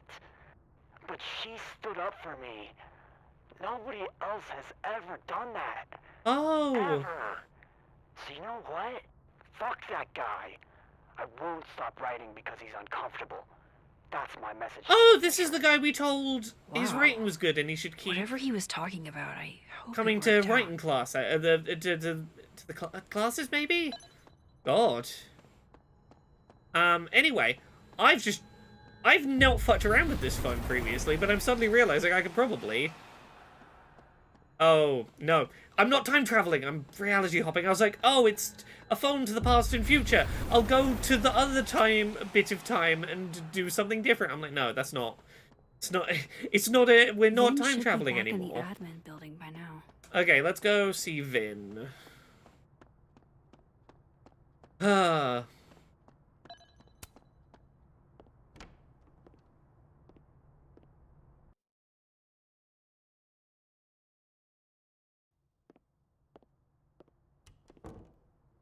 Time to follow up with Vinh about that windshield slip.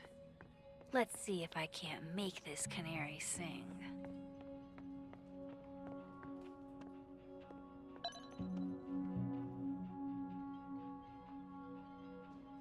I'm having a very sudden thought that I'm not going to verbalize quite yet, Vin's but probably back at his desk by now. I'm feeling more ready for the end of this episode, and I have actual theories now. Hey, you found it. Kudos. Max. Sorry to startle, just that was good luck finding it so fast. Oh, right. Yeah, I'm such an idiot. I just left it on my desk. It's been that kind of day. Yeah. Suspicious as fuck. Did something happen to your phone while it was lost? Huh? Oh, no, it's fine. I just can't get it unlocked. Fuck. It's gonna lock if I get it wrong again. Wait. You can't remember your own code? I am, like, extremely hungover. You're lucky I can remember who you are. You seemed fine out on the quad. I set the code to the year some old fucking magician scientist died. Slipped my mind. Magician scientist? Abraxas shit. I must have thought it was cool at the time. Can you just... Delta, that's an interesting question. I was thinking that for a second. I don't think it is. I'm not at my best right now. But that's a really good thought to be having. Vin is definitely hiding something. Getting into that cell phone is my best shot at finding out what. Because it sounds like bullshit, right? Passcode? Jeez. Good thing I know another Vin.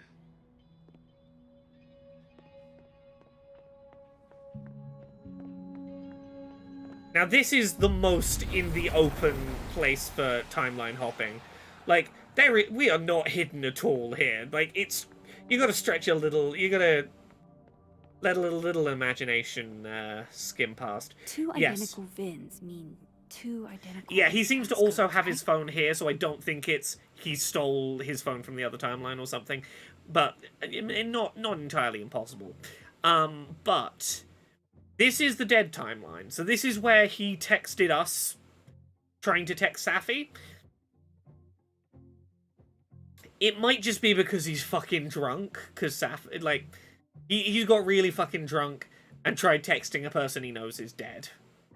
Maybe like, Dead World Vin can help me. We'll see. He owes us a favor. We did get him his parcel. Shit. Oh. Max. It's just you. Huh? No, Delta, I super appreciate you jumping on anything even vaguely suspicious. You are helping me think about things that I otherwise would have skimmed past. You are being super helpful on this. What can I do you for?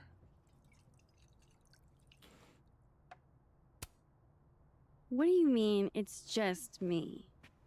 Well, there are a few people, for instance, who I might hesitate getting workday slosh in front of. You, Miss Caulfield, are not one of them. Thanks. I'm flattered. Join me? This is like the third time you've offered me drinks. How many of those do you have? Ooh, just don't check the recycling. Is this about Safi? Safi. Everything is about Safi nowadays.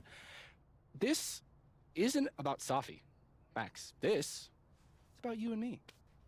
Right. No. Come on. Illicit day drinking with your coworkers is sexy. Be sexy, Max.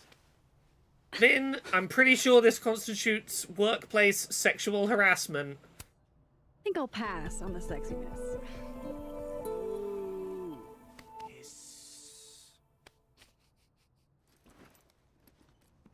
Right. He's such a fucking gross skeeve. Vin? Can I ask for something kind of weird? Ooh, I don't do foot stuff. Damn. Well, there goes my Friday night. Vin does owe me a favor. I don't want to cash that in yet, though. So we could call in a favor and just ask him to tell us his password. And I can tell you from my first playthrough, he will just tell you it. He'll be like, yeah, but I can just change it, like, straight away. And I'm not giving you my phone. And I'm like, yeah, I don't mind. I just want to know what it is right now. And then you can change it, and that's fine. And he'll tell you, because he's drunk and he doesn't really question that. But I want to save that favor for later. I have a question. Do you know anything about a dead magician? So I don't know how to do this Jack next Parsons, bit. occultist rocket scientist. We're gonna go on a side quest. Oh, maybe. What about him? Nothing, really. I just... They killed him, you know. Just like JFK. Oh. Oh, this man is also autistic. What? I'm suddenly realizing. Year did that happen? This is real. You've unlocked Hey. my hyperfixation material. Any more questions, and I'll have to charge you. Right. Of course. Oh, when did... no, he didn't say... He died just like JFK. He didn't say he died when Surely JFK this place died. has a book on him somewhere. Okay, let's find a book on a guy called Jack Parsons. That's the 4th bottle I've seen our fearless leader open this afternoon. Is he trying to act all grief-stricken? History of the occult. Pretty sure my Vin said Jack Parsons was an occultist. So, history of the occult seems like a pretty safe bet. Here we go. Jack Parsons was found dead in the destroyed remains of his personal laboratory in 1952. Thanks. Oh, Mr. that was Parsons. real simple. I did not Sorry need to about spend my getting favor on blown that up in and the other playthrough, huh? Jack Parsons is a real person? Interesting. Curious. Okay, so 1952. Is he around? Nope. His phone is, though. Get the phone and get the fuck out. I hope this is the right code.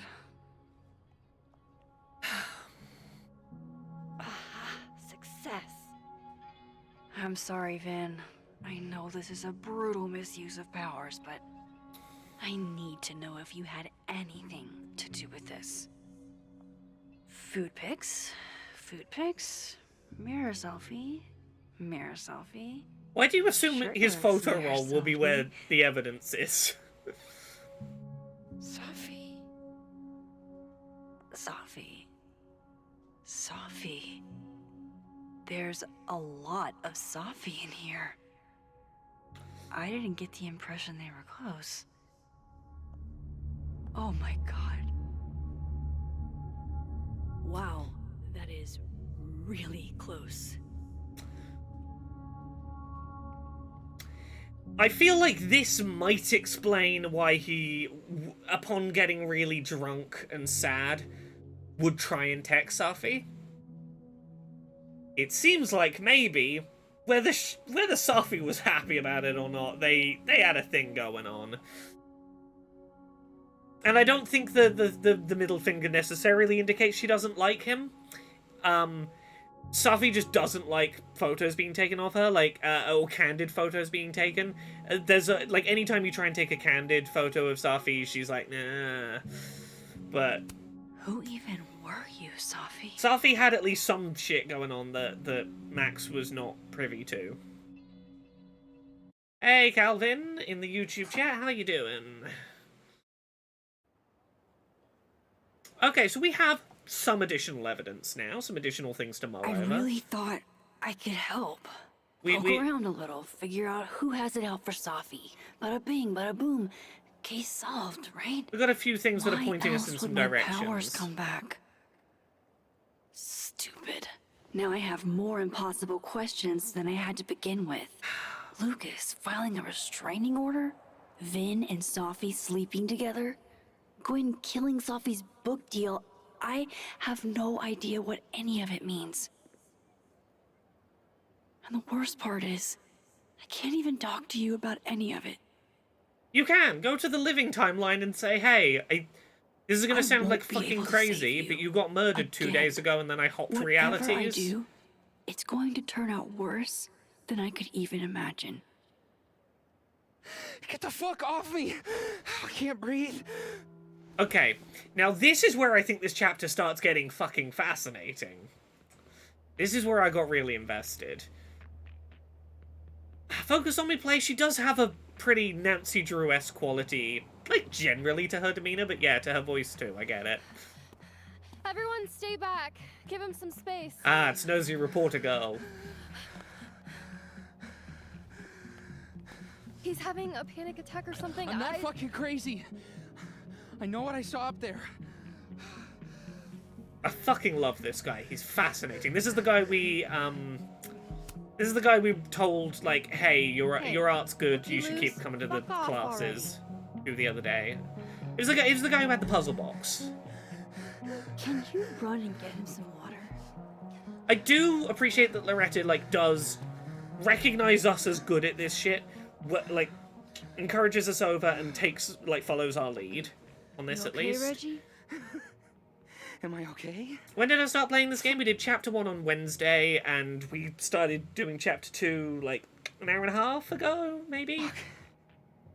After what I just saw up there. Reggie, up where? The fucking overlook. Yes, I know. I shouldn't have been up there. I'm a fucking idiot. So, up where Safi died.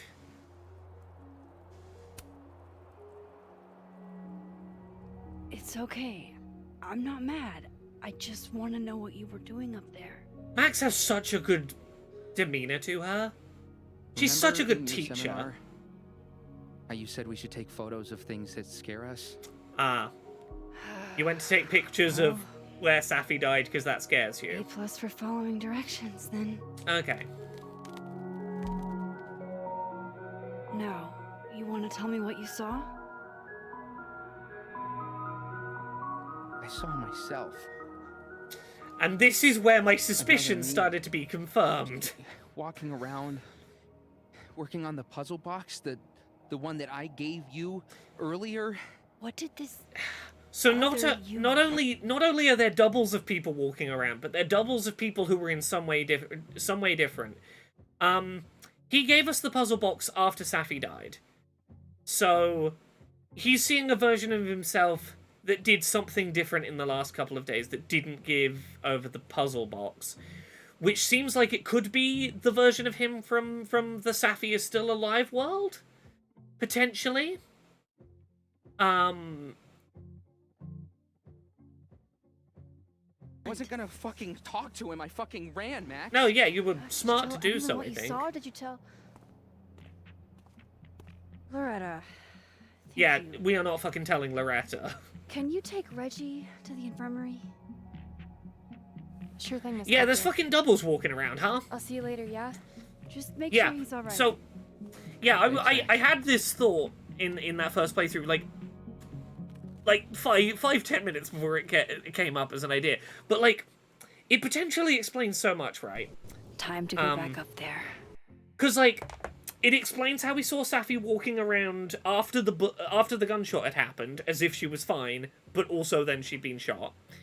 It explains, like, maybe Lucas didn't say shitty things to his son, and maybe a different Lucas did. Maybe whatever Gwen is in trouble for, she didn't do, some other Gwen did. Whatever Safi did that Gwen went, I have to contact your publisher and get your book deal cancelled. Maybe it wasn't our Safi that did that. Because the question that brings is, what's different about Max? Because best we can tell, Max is the opposite. Max doesn't seem to have multiple of herself walking around. She seems to be one of herself split between multiple timelines. Other people have got, like, multiple in one. She's got too few of herself going around. Gwen had a poster on her wall that said pod people. Is there some Invasion of the Body Snatchers shit going on here? I hadn't seen that poster, but that's a good thought. I want to Google pod people quickly now. Yeah, so Invasion of the Body Snatchers.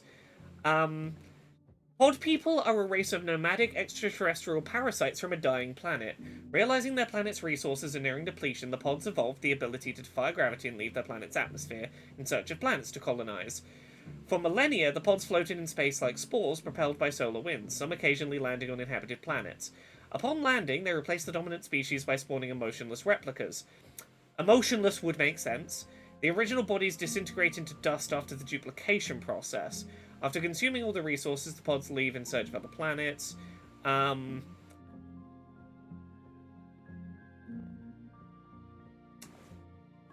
Delta, you might be onto something here. What was going down the night that Safi died? There's a fucking meteor shower. Was it a fucking alien invasion of the fucking... Was it fucking invasion of the body snatchers happening?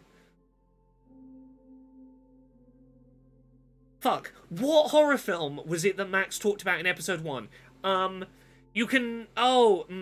Yeah, you can ask her what she would do with her last day on Earth. Oh, fuck, I didn't do this on stream. I asked her the other question on stream. You can either say, I'd take photos of the apocalypse, or you can say, I'd stay in and watch a film. And she talks about staying in and watching a film about an apocalypse, like her favourite film about an end of the world scenario while in the end of the world.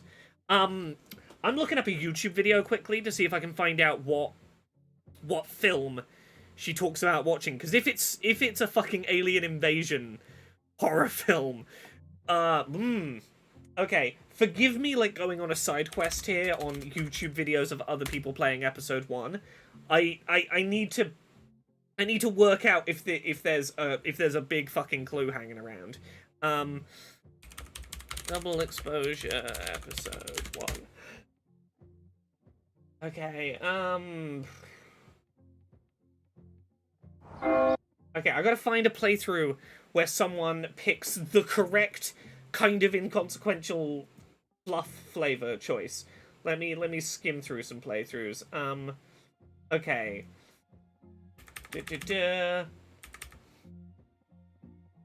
Okay, no, okay, this playthrough it does the apocalypse photo set question. What about this playthrough? I'll try like 3 or 4 and see if I can find one that does the thing, says the thing that I need them to say. Okay, come on.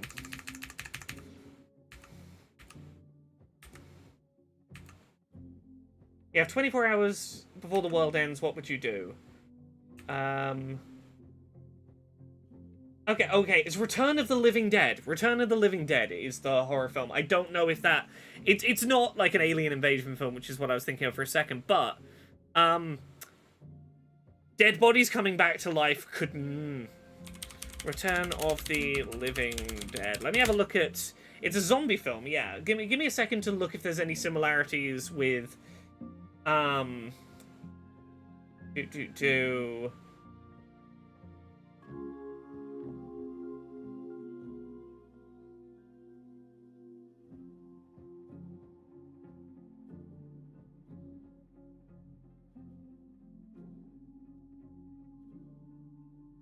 Okay, Okay, yeah, okay, I don't think that is the major hint that I thought it was, but honestly, I'm starting to think Invasion of the Body Snatchers might not be off base. Oh, Delta, you fucking genius.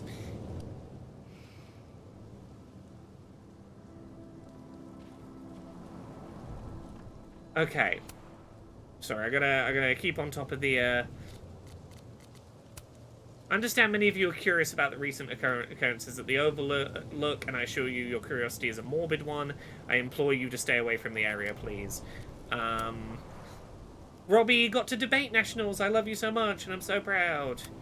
The philodendrons are growing in the kitchen.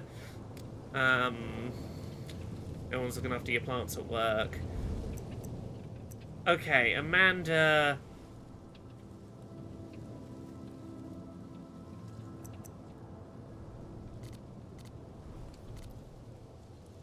Okay.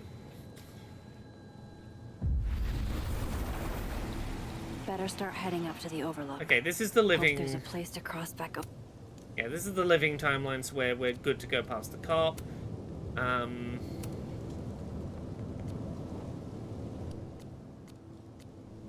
Wait a second to... Where are the new posts? Why can't I skim the other way? Come on. Oh, it's literally just that one. Okay. Yeah, so this is that one bit of evidence This looks a lot like Safi's favorite candy, but hers is called Sour Cats, not Heartstoppers. Yeah, this is the one and only thing that makes me think that the timelines might have diverged earlier than we're thinking about. Because, like, I think everything else in this episode does seem to point to 2 days ago, maybe alien body snatchers came down, and or some other shit went down that fucked with the timeline. But this is the one thing that makes me think, did the timeline shift earlier than that? Or, okay, alternative thought. Safi's not alive in this timeline. It's both Invasion of the Body Snatchers and Return of the Living Dead. It's they're snatching corpses. In this timeline, Safi got killed and replaced by something, some kind of replicant or something. It knows enough about Safi to know that she walks around with a box of sweets, but doesn't know the correct one to walk around with. It bought a slightly different brand. This is, despite the fact that Safi's alive in this timeline, this isn't Safi. In the dead timeline, Safi is dead. People are being killed in the dead timeline, and then brought back to life, and the reanimated corpses are going to the living timeline.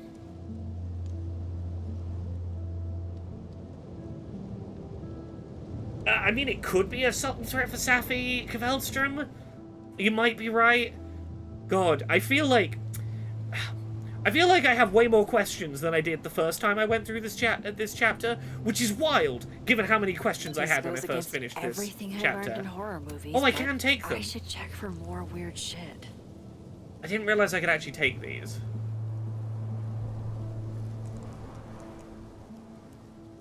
Ah. Oh, be right back. Oh, shit. I have some good news. It's big, but I can't tell you what it is. Why am I not at home wrapped up in a blanket burrito right now? All right, Max. You have 24 hours before the world ends. What would you do? So this is interesting. Previously, when we've heard stuff from the other timeline, we've been hearing it like in real time, like it's currently happening in the other timeline. But we're hearing shit from the past now. Maybe this is just Max thinking back about the conversation, but it feels like we're hearing shit from a different point in the timeline. The vibes here are way off. I should look into why.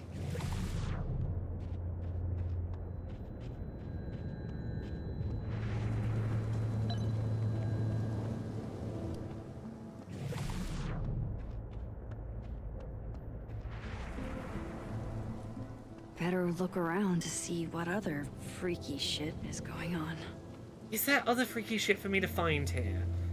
I don't think I found any other evidence along this trail in this timeline previously. Okay. The vibes here are way off. I don't think Safi was found with a gun. I should look into no. why. Oh, it's the world shift. Okay. The bigger the art project, the more of the path it blocks when it falls. From here, I should be able to make it up to the Overlook. Why do people think it was suicide? Good question. Good question. Because I don't think the cops even think it necessarily was suicide, but they haven't ruled suicide out because, you know, better look cops around don't want to see admit that what there's a other fucking killer on freaky campus shit if they is can help going it. on. Okay. No other things to pick up around here. Yeah, you do make a good point. Suicide seems unlikely if the gun wasn't Vibes with her. here are way Right? off. I should look into why. Yeah.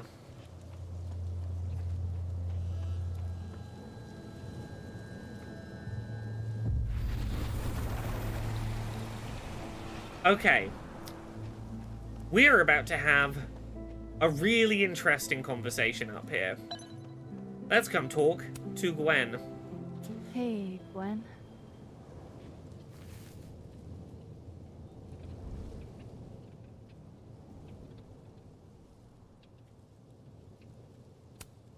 We're taking the Thanks. joint. This action will have consequences. I'm gonna be a tiny bit high. Careful there, Pineapple Express. Okay. This next few minutes is the bit that really sold me on, hey, the Nazis who tried to fuck up Life is Strange, they fucking lost. Those people trying to sneak Nazi dog whistles into this game, they well and truly lost that battle. Pot gets stronger since I was in school? I fucking love Gwen. The following gameplay sequence contains references to transphobia. It's cool, we got a content warning for that. Before I came out, I had this boss, a free thinker, who adopted his worldview wholesale from shouty YouTubers. Yikes. And a raging transphobe to boot. They're brainwashing our kids, blah, blah, blah. Of course, I was afraid if I said something, said anything, he'd figure me out. But when I was alone, I could conjure the perfect soliloquy to shut him up. Fucking love her voice actor. Make him feel as small as he made me. It's so nice to have such a well-acted, expressioned in the 3D animation older trans woman in a game narrative. Just kind of be. Isn't there, like, a special word for that? In French, right? L'esprit de l'escalier. The wit of the staircase. I love the wit of the I staircase. take it you're acquainted. Oh, yeah. The great comeback That you one's a think Max of when it's Caulfield too late, greatest you're hit. walking up the stairs to bed and it's like, oh, fuck, I've had a Yes. good one for that. I've always been able to think of something to say eventually.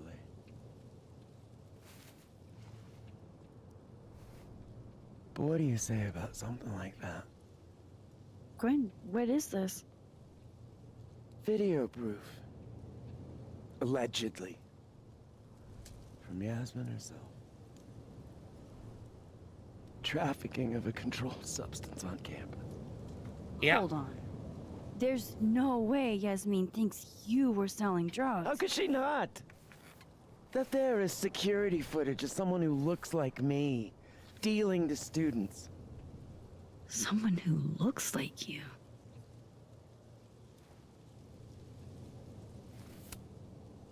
This is such bullshit. Can't you fight it? Fight it? More How? fucking pod people, right? That wasn't me, it was my evil twin. No. But I think it might have been your evil twin, though, Gwen. Fuck it. They've already made up their minds. You don't mean that. Thanks for believing in me, Max, but I'm sick of fighting to prove I deserve to be here. Some certain people don't get the benefit of the doubt.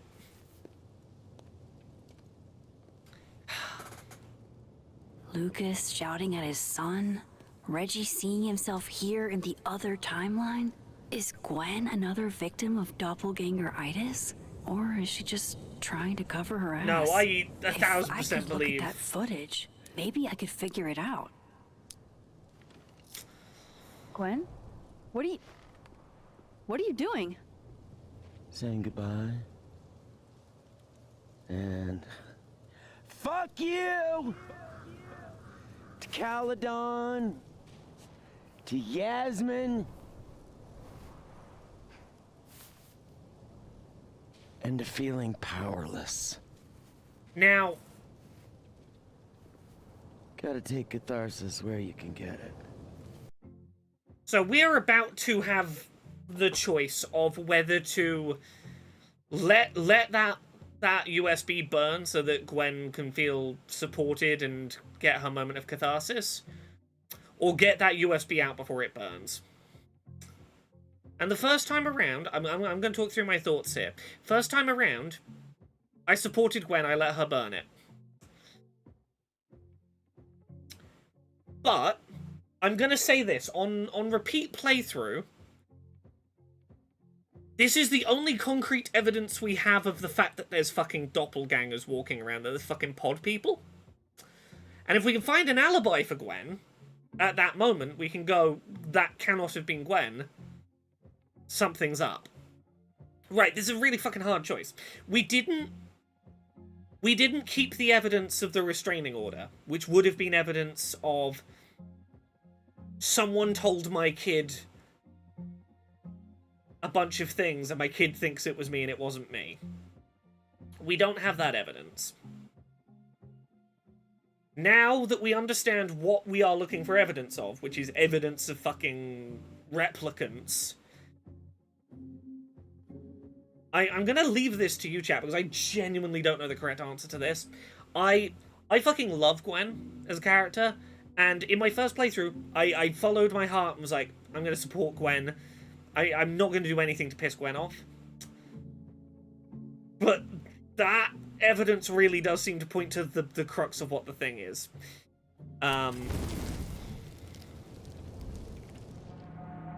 So if you'd like to, left is save the footage, right is stand with Gwen.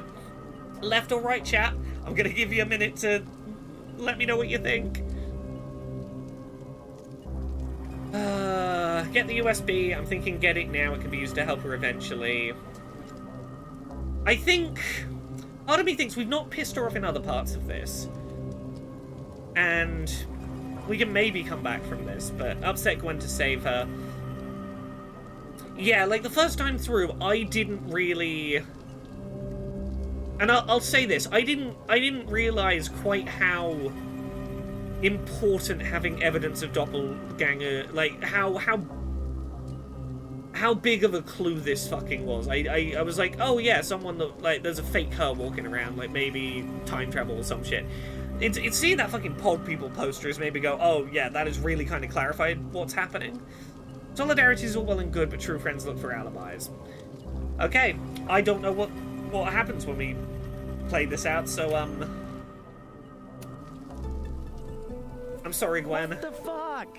Gwen, listen, if I can just get a look at this footage, I might be able to help. I didn't ask for your help, Max.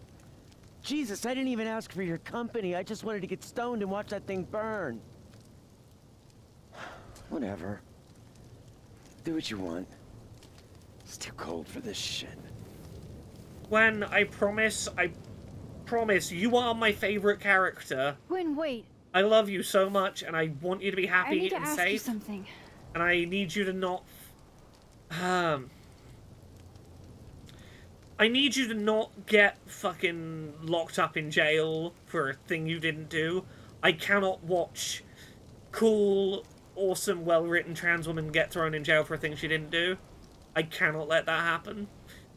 I don't know if it's Evil Twin cancelled Safi's book, or if Evil Twin Safi did something...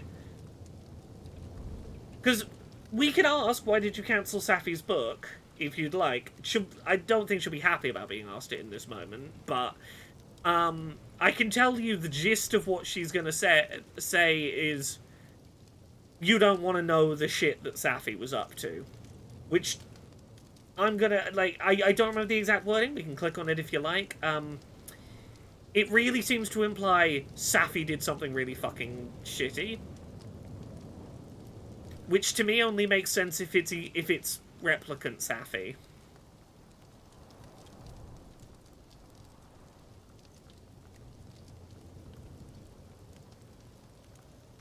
Okay, because I know the gist of what happens when we say, did you kill Safi's book? She's like, oh, fuck off, there are some things that you just don't want to know. Yeah, let's not give away that we know. Because if nothing else, I don't want to piss her off more. I don't want to target her with this until I've got something to win her back a bit. Is it true they canceled Safi's book deal? Oh, Jesus, Max. Have you ever tried not being so goddamn nosy? Wouldn't you want to know why? In my experience, some mysteries are better left that way. Yeah, Safi did something, like, really fucked up. That real Gwen Let's saw. see if I can find what Reggie saw. Gwen saw something... Okay. I don't know enough about... I don't remember... This is my handwriting. Wait. Am I the mystery photographer? Is this from some other timeline? Yeah, those Polaroids we've been finding dotted around the place. We took them. Except not us. Jesus, fuck! You've got to be kidding me. Do you think it was a student who didn't like their final grade? I doubt it.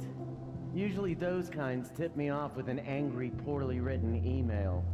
So, do you know who did do this? No.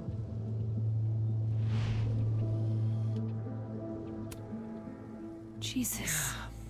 Why does it feel like Gwen's always got something wild going on? No. Because people are transphobic, and that leads to trans people having wild fucking No matter lives. what timeline I'm in. Okay, yeah. I don't remember Invasion of the Body Snatchers with enough, like, clarity of detail to remember whether what we're about to see fits into the current theory. But, if any of you remember Invasion of the Body Snatchers well enough, tell me, does this feel like it's ringing any bells?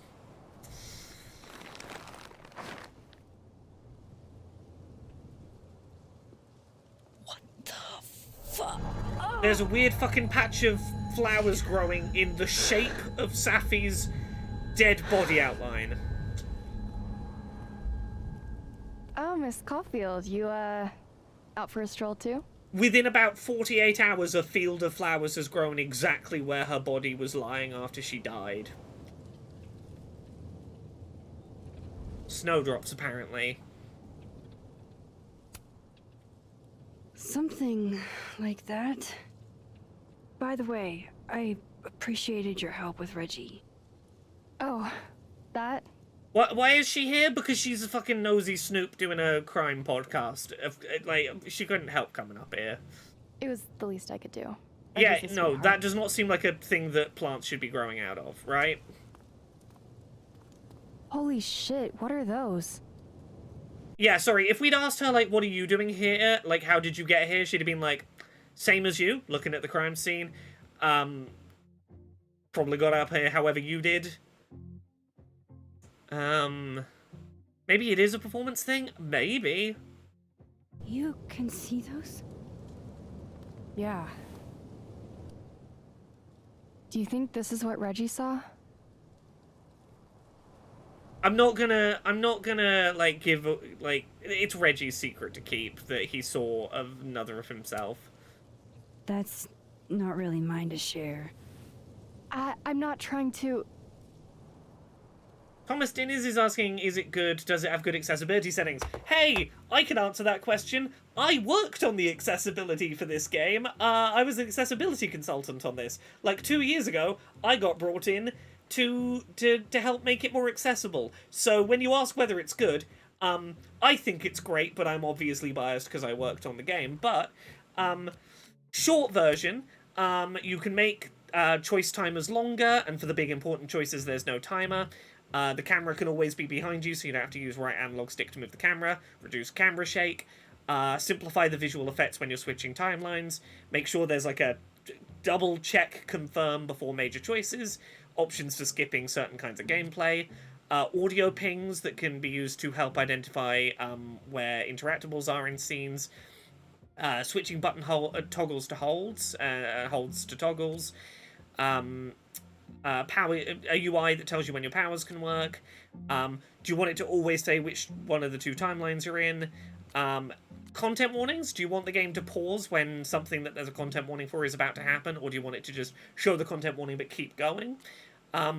Bright lights and loud sounds. Do you want warnings for those? And then a bunch of content warnings. Those are accessibility things in the game that I helped make be there. Hope that answers your question. I think the game is great, but I did work on it, so, like, don't take my word at face value on that. I just want to make sure he's okay. We should take a photo of this evidence, Honest. yes. He will Mudkip be. gal. I think. I was gonna come up here anyway after the suicide tip, but seeing Reggie like that, I don't know, made it feel real. Yeah, Loretta's gonna stop being a piece of shit now. Suicide tip? One of the B cops let it slip. You run a successful podcast for a few years and you find ways to get people to open up. Yeah, I did an accessibility review of the first Speaking game, and they watched my accessibility review where I talked about things that would be great to see added, and then they worked on some of those, and then they brought me in, and they were like, this is what we're working on. Is this good? Is this bad? What more could we do? What they like? How we doing?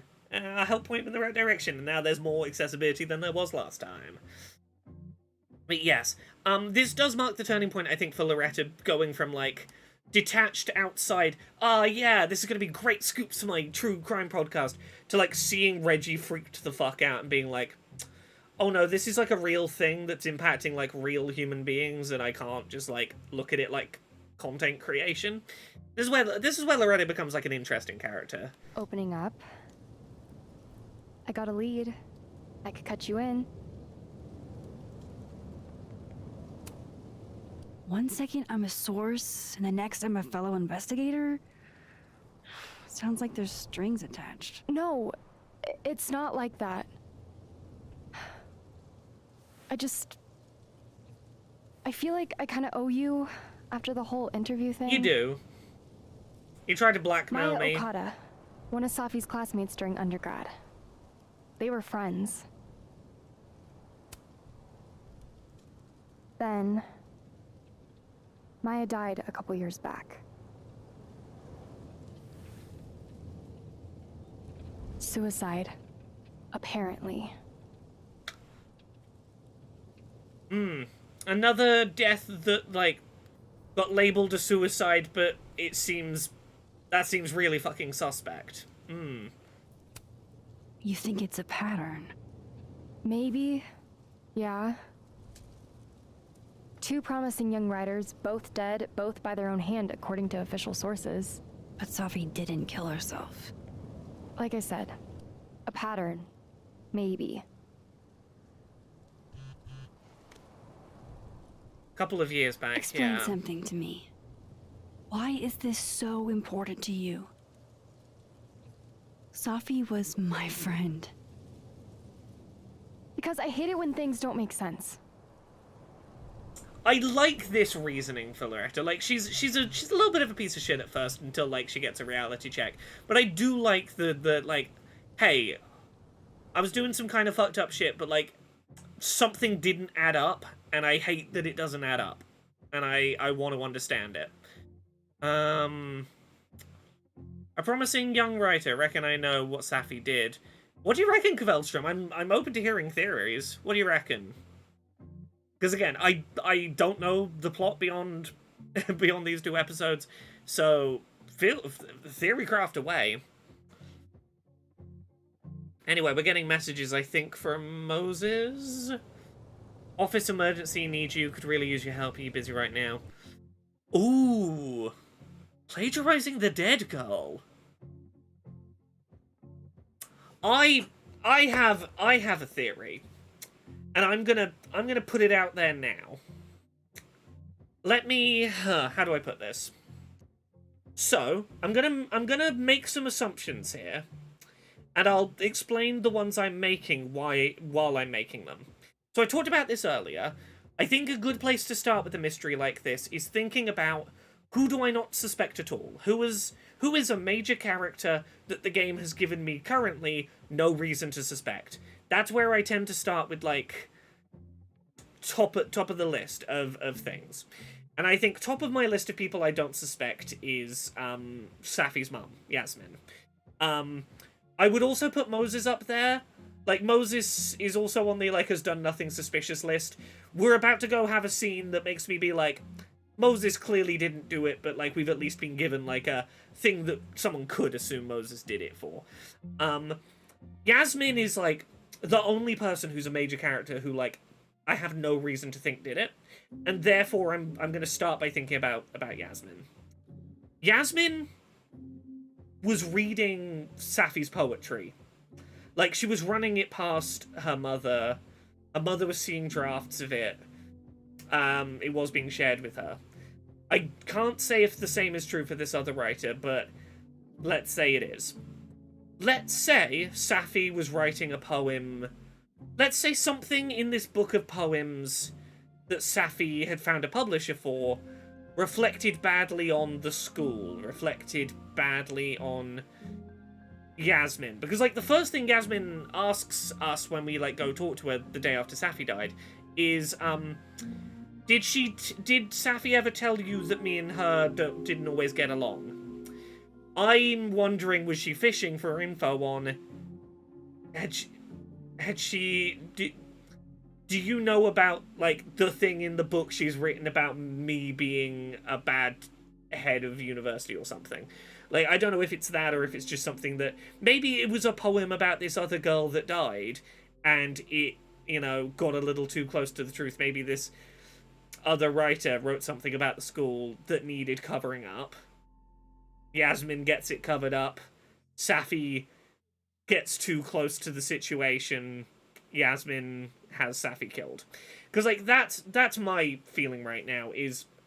I'm looking at the mum purely because the mum is the only person, like, the game has not given me any reason to look at.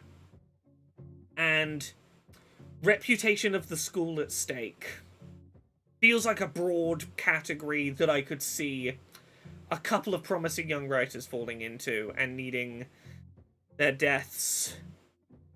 Like, is that why Yasmin maybe was asking, like, do you think it's possible this was a suicide?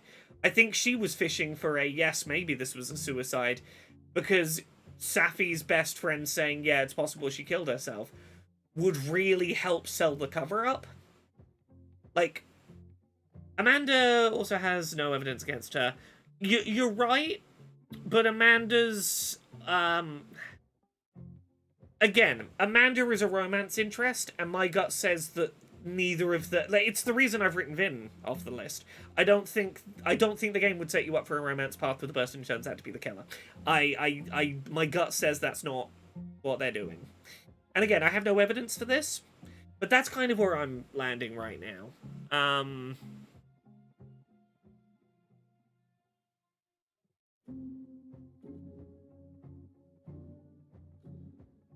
Anyway, we'll keep going. We're getting messages from Moses. I have to go.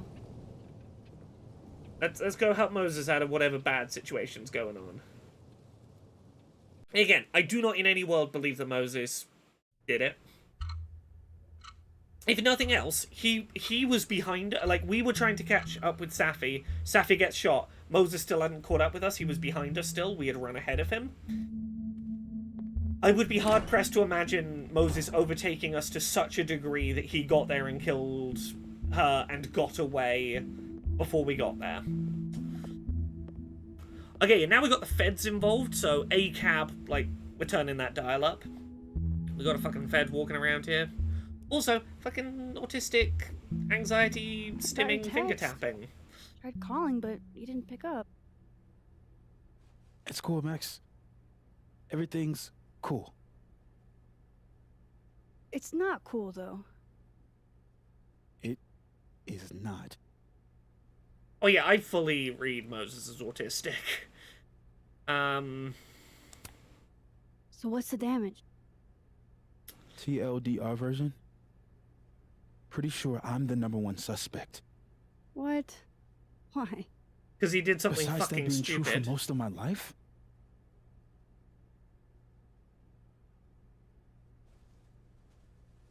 Well, I did do something.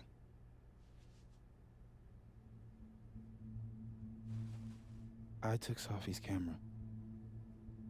You took the camera from the crime scene. You stole evidence from the crime scene, Moses.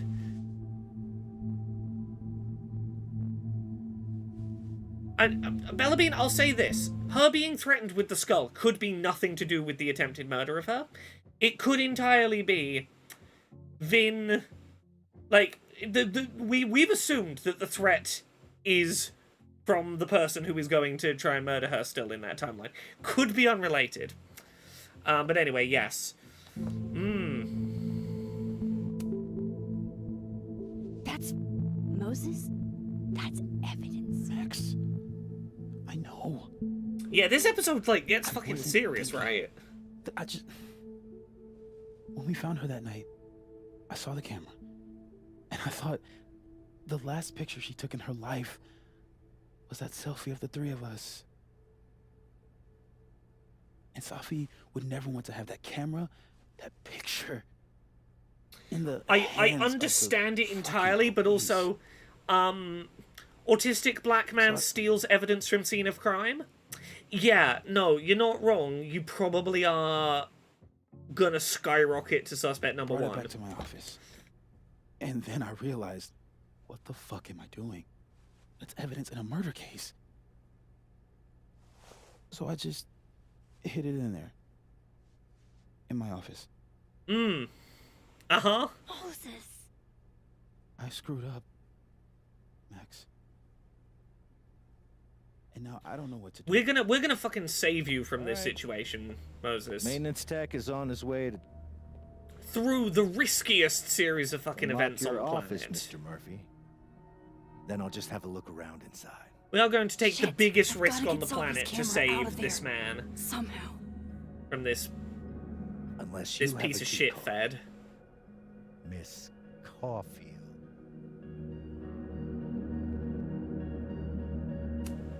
Sorry, I don't think we've been introduced. Mr. That's Detective. Detective Vince Alderman with Vermont State Police.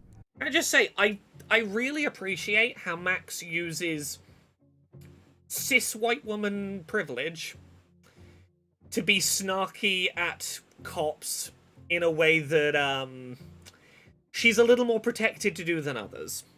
I appreciate her using the degree of ability to not get instantly fucking shot for a comment. I'll be handling your. Sorry, face to Vermont face is case from in America, isn't it? I always forget Vermont's a Sorry fucking for your state. loss, by the way. I'm bad at where that border is.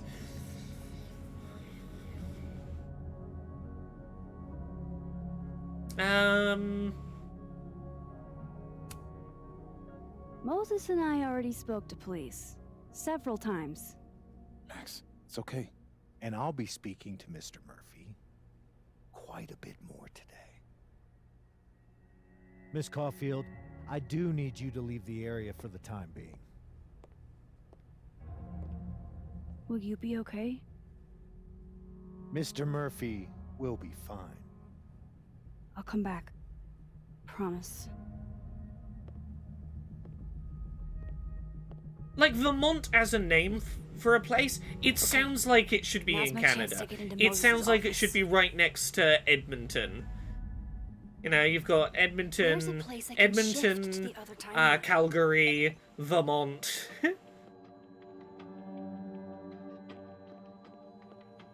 It's under Montreal, yeah. New York State is East Won't Coast? have to deal with East Alderman Coast. in the other timeline.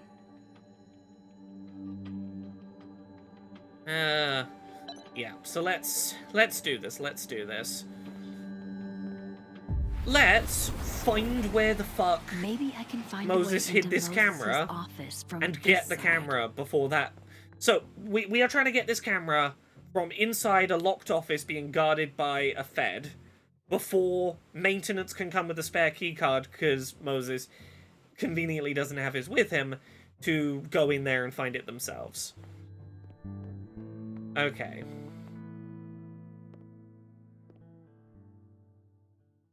Hey, maybe this Moses can help me find the camera. Okay, one sec. Scientific fact, little sisters are the best. Oh. Oh, sweetie.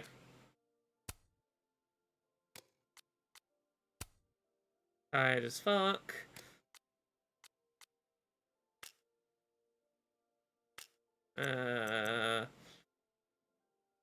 Thank you so much for deleting that picture, Max. I don't often get the benefit of the doubt. I didn't do it for you, Lucas. I did it for your kid. He doesn't deserve what happened. Okay. We have at least one new journal page. Oh, we got a couple. Lucas is no friend of mine, but he's really not my enemy either. It's obvious he cares deeply about his son. He's not a deadbeat, at least as not as a father. I know Safi would never harm a kid. I feel like it was better to be safe than sorry. It's not just about Safi and Lucas. A kid could be involved, but then again, what if Lucas lied? Live fast, eat ass! I know what you would have said. Let it burn, Max. And trust me, I wanted to. Just not as much as I wanted to know what was on that flash drive. And yeah, I know I can't fix everything, but I can. If I can help Gwen, I have to try, don't I?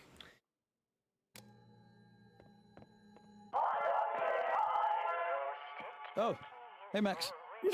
That's annoying. How do you stand it? You'd be surprised how quickly you get used to it. I think they call that Stockholm Syndrome. Now, I'm gonna tell you a thing, because it felt so obvious in the moment, and yet it wasn't. We're about to try and sneak around in a version of this office that a Fed is standing outside guarding. I thought it was the most obvious thing in the world that we were going to slip back to the other timeline and have to avoid accidentally walking past the Christmas tree and setting off the motion-activated noisemaker and getting caught. But no, it's just not on the tree. It's just not there in the other timeline. I was certain that that was going to be a thing I would have to, like, remember was in the other timeline and dodge around. Uh-huh. So, what's up? Actually, I need to ask you kind of a weird question. My favorite kind. Name it.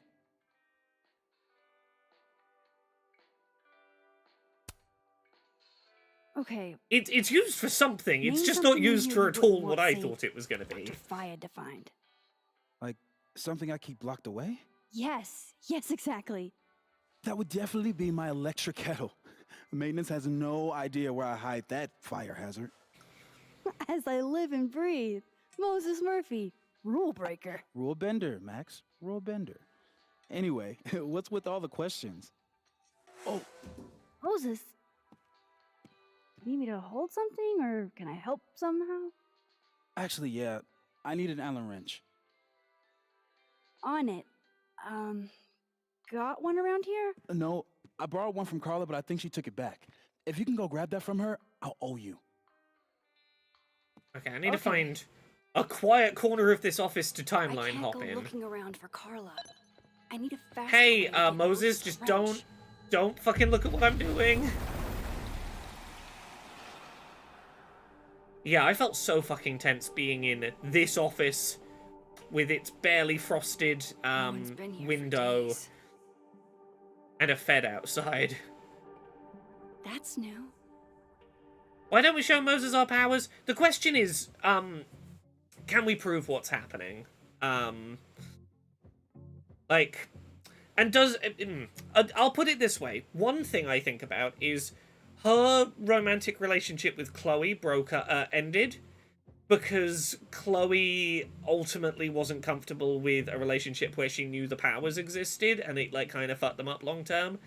Part of me wonders whether Max is just not disclosing her powers because she doesn't want the power dynamic to change in the way that it did there.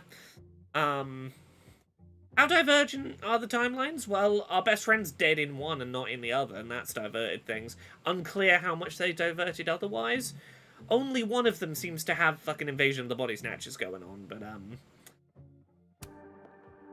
I would not walk this fucking close to the door with the Fed. Why would you do this, Max? Why would you go have a little peer to check he's out there?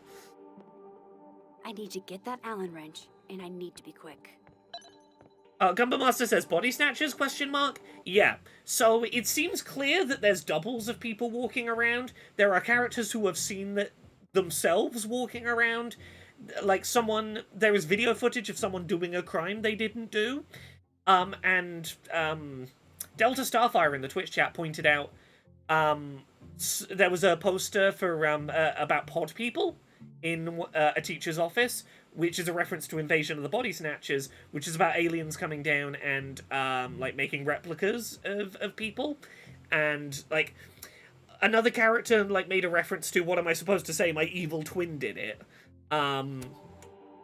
It seems there's evil twins running around.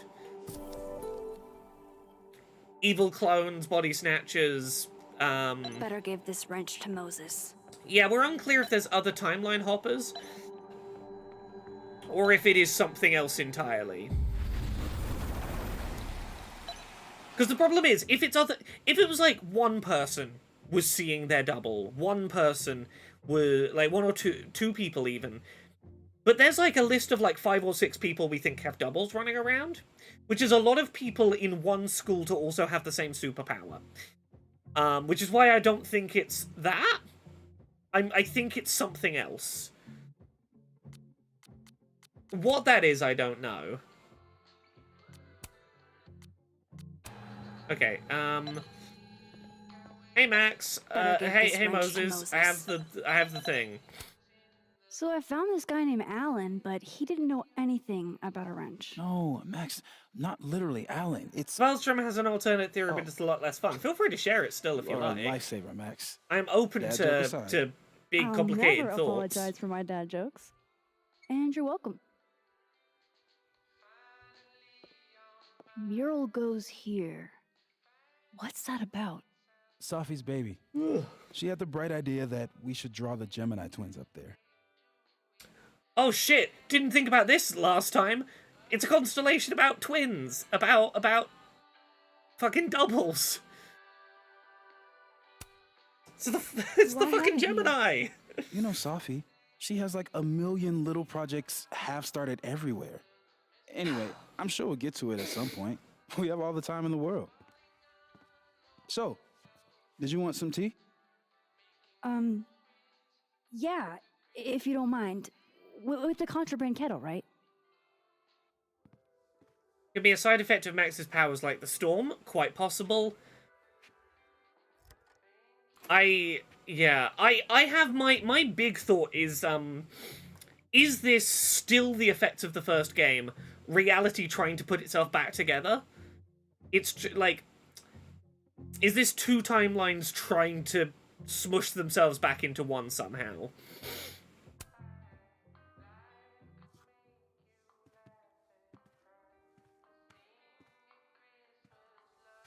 Just give me just a second.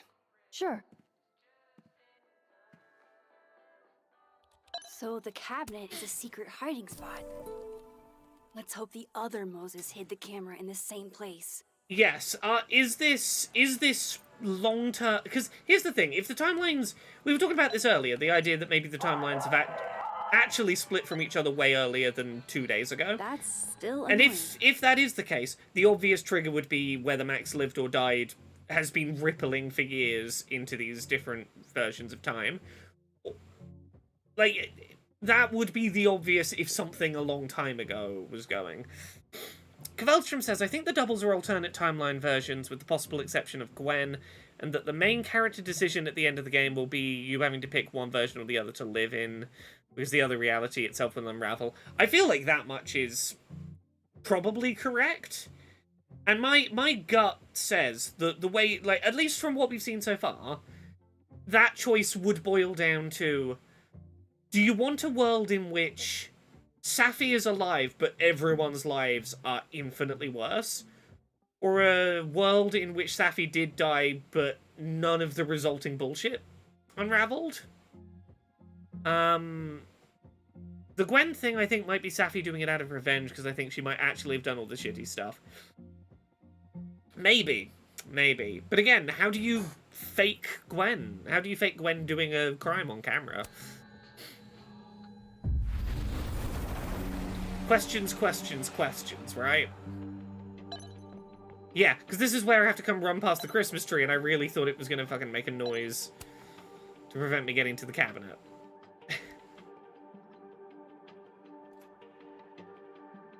And the camera is not hidden here. Damn. It's not in his secret kettle hiding spot.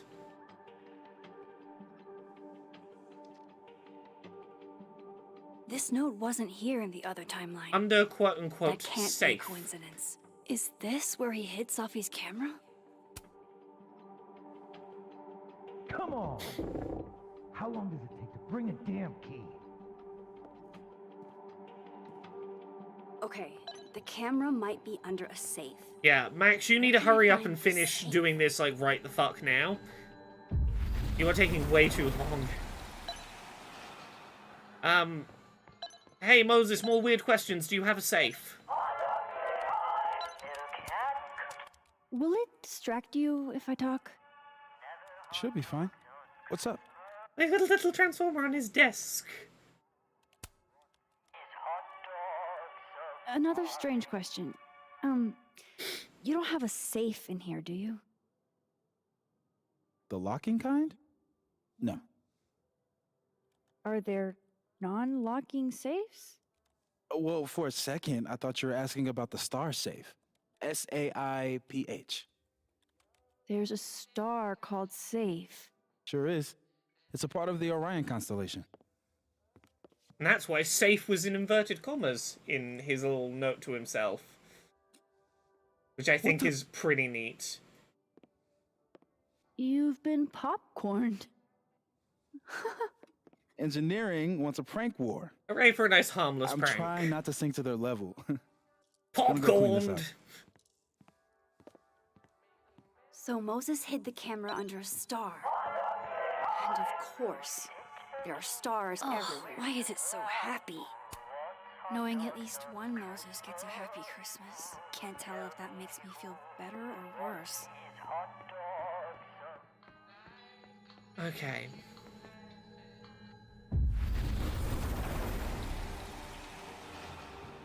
Okay. Star And there's Atlas. Safe on the lower left. Okay, safe is on the lower left.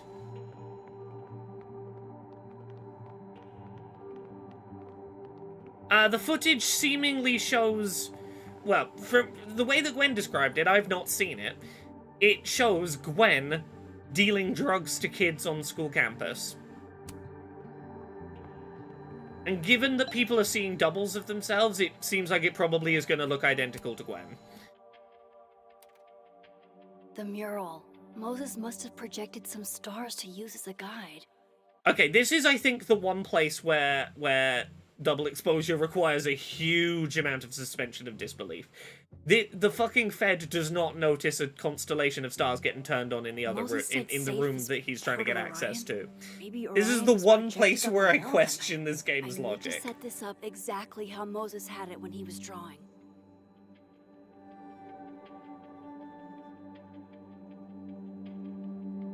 I think I got it.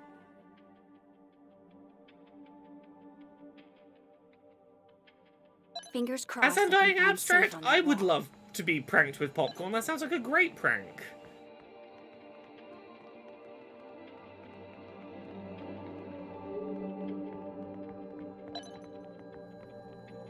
Okay. So if this is Orion, then Safe is... Boom. Good job finding Safe, Max. Why, thank you, Max. Now then.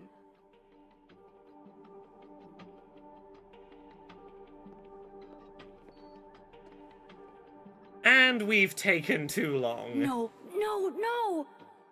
Okay, this is where my heart rate is going to dramatically increase for a minute. Shit, I can't let him see me in here. Okay. We hop out of this reality. So close to getting Safi's camera. We If I can need... just distract him for a few minutes, I think I can grab it. I'll need something noisy. Oh, I fucking love that person who hid all the ducks on Tumblr.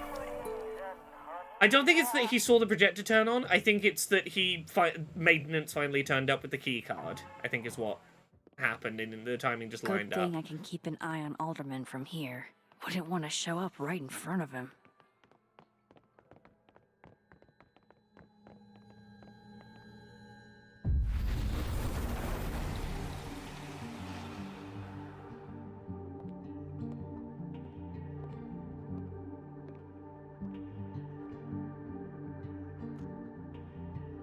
Here goes. What the hell? And now I need to shift out of here fast. Time to finally get what I came here for in the first place. Okay, and very quickly...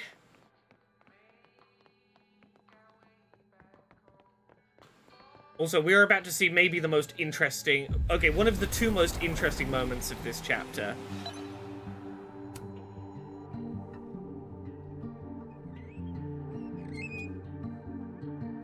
Hey!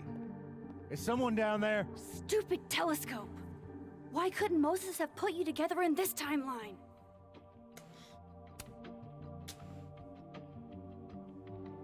If only... If only...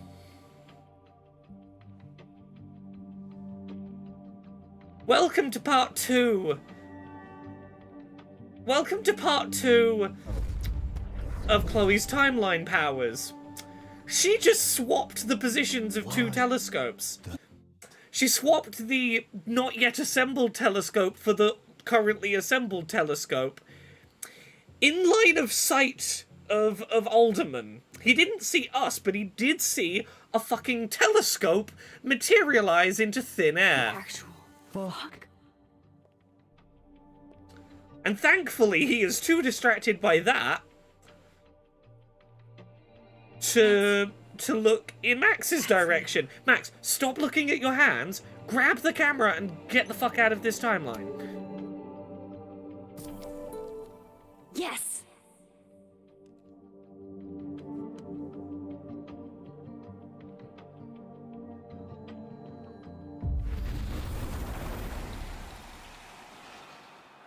Now, hope that Moses doesn't ask too many questions about the fact that in the living timeline, the telescope he's just finished assembling is back to being parts in boxes.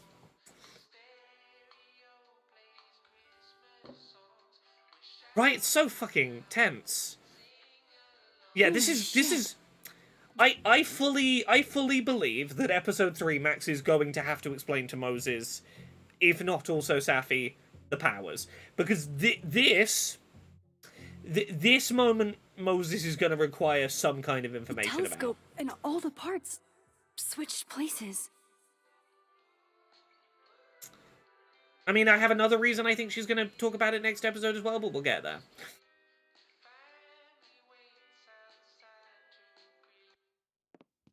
But yes, the FBI... Sorry, I'll text you. The FBI man who is suspicious as fuck of me and Moses has now watched a fucking what telescope magically like materialize out of nowhere in front of him.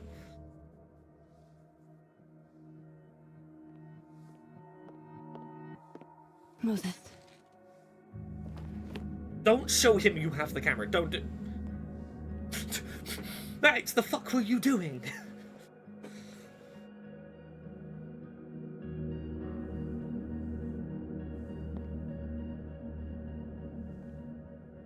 Miss Caulfield, can I speak with you for a minute?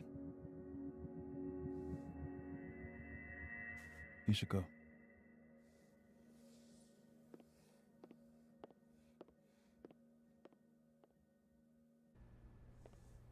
Please, have a seat.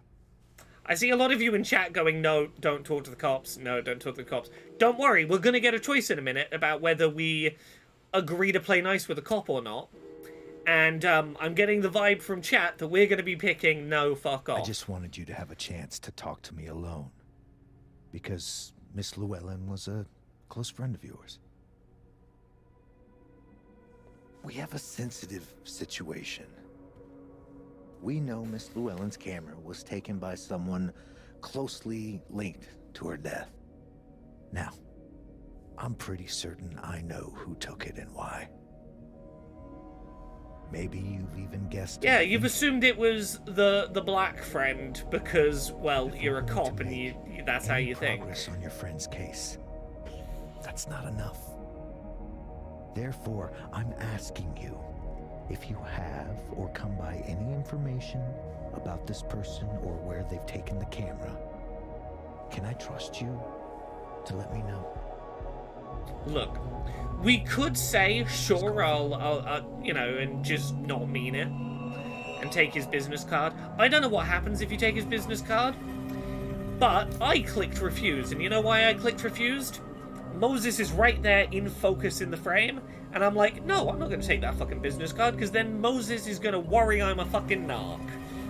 And I'm like, I'm not putting the thought in your head that I might talk to the cops. I am, like, the cops are profiling you, probably because you're black, as you pointed out. Why are you suspect number one? Well, when am I not suspect number one, you know? I want him to know I'm not fucking playing ball with this cop who very clearly wants to pin it on him. And, you know, as a cis white woman, Max has a little bit of privilege that will help her in this situation. No.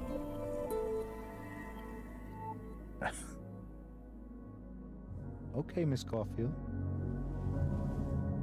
I hope you don't actually have information. This man is not used to being told no, is he? Could get you into trouble. Thank you for your concern, Detective. I'll keep that in mind.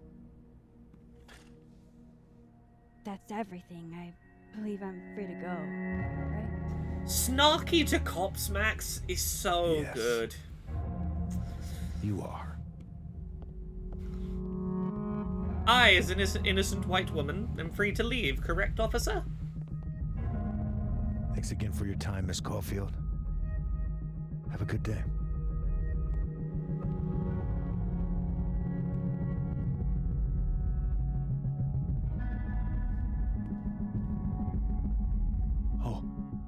Oh shit. Moses, wait. Don't fucking get the camera out. How? I wanted to save you, Moses, from... Because yeah, if you'd been found holding this, you would have... That would have really made it look like you did it. Put the fucking evidence away, Max. Put the fucking evidence away.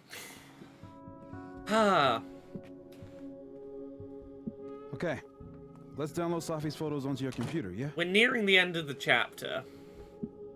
And I have Boy. so many thoughts to share You when we go get ahead. there. I need a minute to get my thoughts in order. I'll join you soon. Okay, I'm curious whether we get a chance. I didn't have Gwen's USB the first time around. I'm very curious if we will have the option to watch it this episode or not. Wait, How did Max explain getting the camera to Moses? She didn't explain it. She just nudged that she had it and was like, don't ask how. Just... The sort of unspoken thing was, don't ask how, just be glad that I got it before the cop got it. That? Wilder Beasts Than These by Lucas Colmenero. Figures there'd be copies all over campus. Might as well add it to my collection of so-called clues. I mean, it's a physical thing that can represent, I picked up so many the things skull. today. Best lay it all out and Yeah. see if it So I gets think me I think anywhere. there's only one. Did she explain the telescope? No. I don't think Moses was looking closely enough to realize the telescope was now in his office, and she didn't explain it in the other timeline. But Moses there has noticed it and gone, "Oh, shit." Okay. Yeah, I think the only piece of major evidence we could have had that we don't have is the photo of Lucas's restraining order against Safi. I think that is the only thing we made the choice not to have. We could have had and we chose not to. Okay. Oh, actually, let's look at the messages quickly. Max, you dashed out in a hurry. Is Moses okay?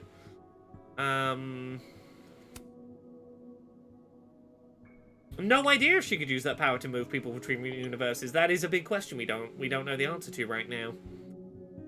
Ugh, she's got a 6th. Yeah, Moses needed us because of an emergency. Victoria... Okay, this is Victoria from the first game. Never meet your heroes. The letdown can hurt if you're not careful. No need to be rude about it. She blocked me. Who is Drew? Panic attack sounds like you're just freaked the fuck out or whatever, but it legitimately felt like I was dying. I can't believe I fell apart like that in public. We're praying for you. Please don't. I hate it when God remembers I exist.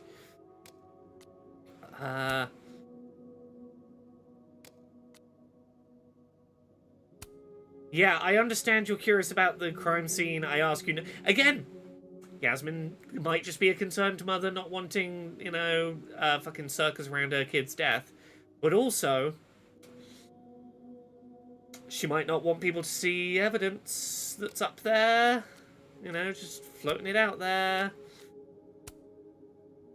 I'm taking student loan forgiveness into my own hands. If you took out loans to go to Caledon, you get happy hour prices all Monday through Thursday. Only the next 2 weeks are not made of money. Yeah, she's the school administrator, Nice. yeah. Let's see what we've got.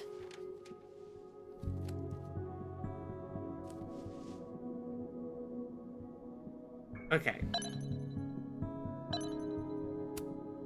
I still don't understand why Gwen would do this to Safi.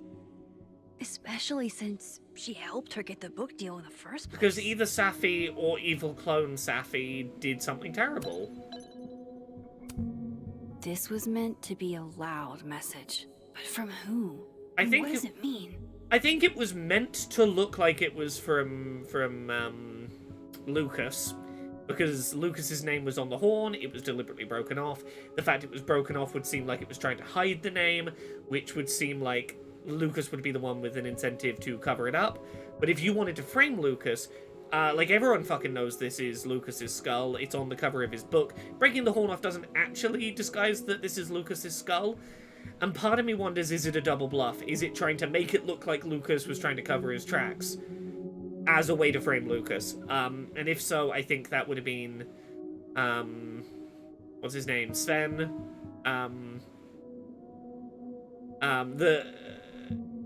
Because he knew about the windshield, despite the fact he shouldn't have done.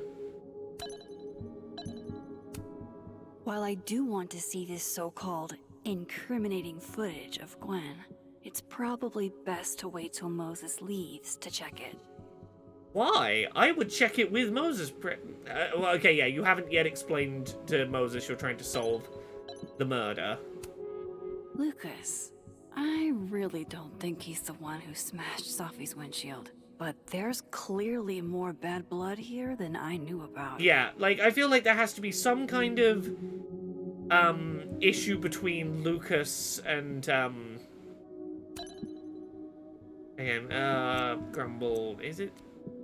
What's his fucking name? Vinh, not Sven. Yeah, I think Lucas and Vinh must have some kind of beef going on.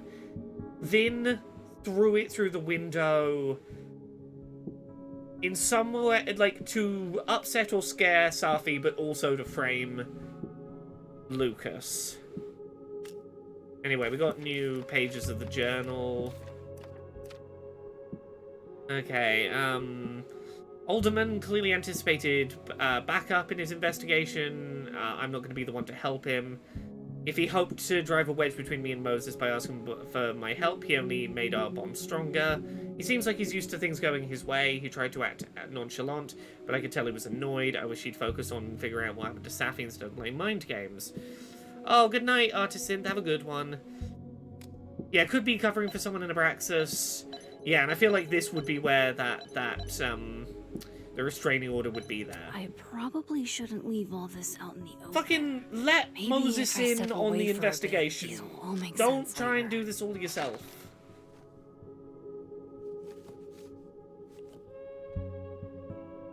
Hope Moses is doing all right. I should go see if he's gotten Safi's camera hooked up yet.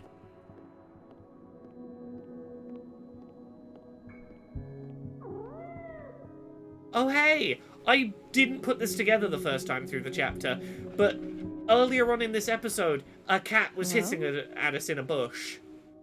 And now... This is your new power, Max Caulfield.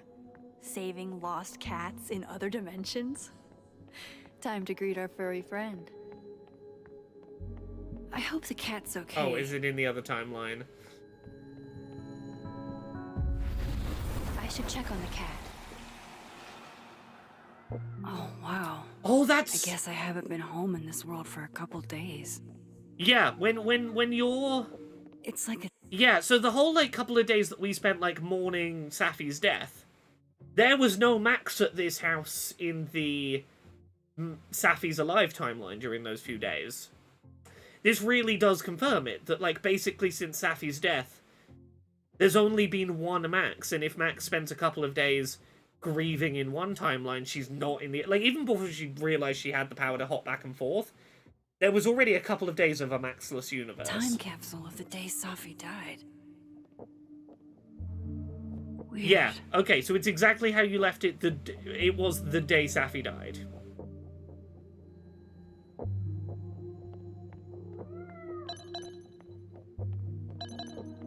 I'm gonna remember to water the plant. Don't worry, kitty cat, I'll get to you. I'm on my way. Very quickly, let's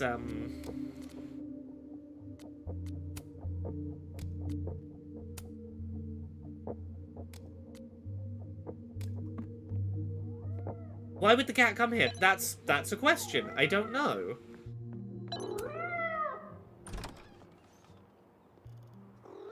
The cat that hissed at us at the campus was in the living timeline as well. It's not a different timeline situation. Yes, this does let us adopt a cat. Also, we get to choose the color of the cat. Oh, I'm so sorry. I didn't know this was a black tie event. I always pick a black cat when given the option. A, because I used to have a black cat, and B, because I know that people like because of superstitions, people don't like black cats. Like, black cats like have really low adoption rates and stuff, and I'm like, fuck it, they deserve love. I love a good black cat. They don't show up fluff on my mostly black clothing. They're great.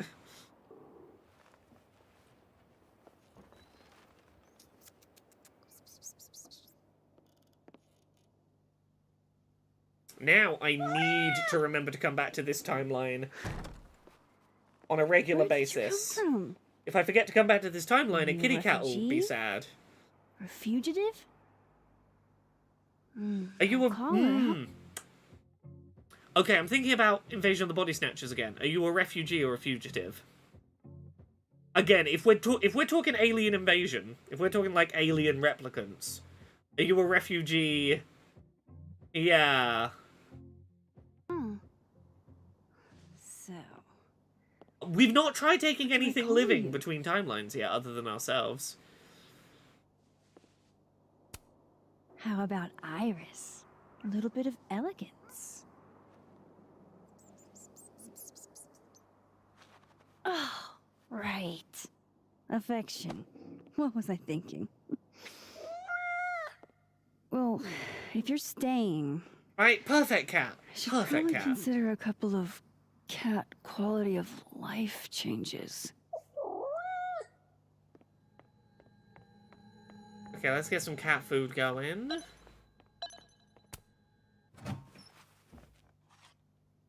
This should do the trick. Oh. Here, kitty kitty. Oh. I'm not ready for this chapter to be over. Chow time. Because that's going to mean going and finishing the chapter, and I'm not ready. I'm not ready to have to wait nearly 2 weeks to continue this. We can be friends. We don't have cat food in the house, but we do have, like, tinned tuna or something. We have tinned meat that we can just put out on a plate and be like, a cat can eat this. Oh, I'm glad to hear that in Scotland black cats are good luck. Fuck yeah, that's perfect news. I'm glad some places have, you know, taste when it comes to cats. Okay, we're doing it. I can't stop it now. So,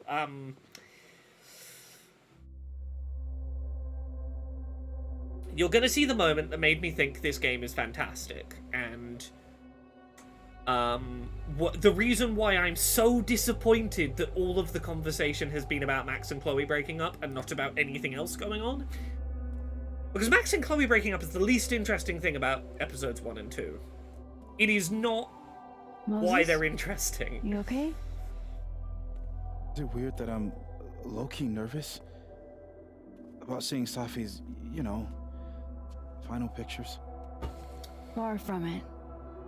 Safi was special to us. To everyone. But I meant, are you okay?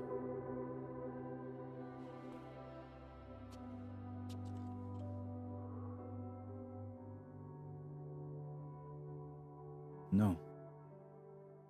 I will be. I think. You got a friend to look after you at least. You're not I'm here alone if you in need to this. vent. I lose one of my closest friends. And when I should be processing my grief, I'm being interrogated by this. Appreciate you standing up to him.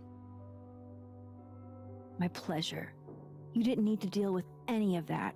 Not then, not ever. How about we see if Safi's selfie skills are better than mine? Somehow I doubt it.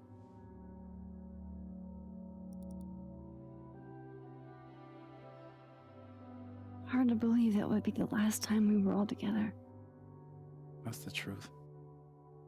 What a crew we were. Hey, look. She took one more photo. Sneaky girl.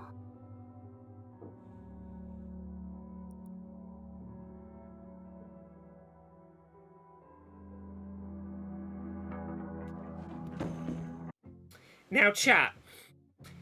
If you want to make any guesses what this final photo that Safi took is, now's your chance. Because I wasn't ready for this photo. You could have given me 1,000,000 years to guess what this photo was, and I never would have guessed it. So, I'm gonna hit play. I'm gonna hit play because, What is this?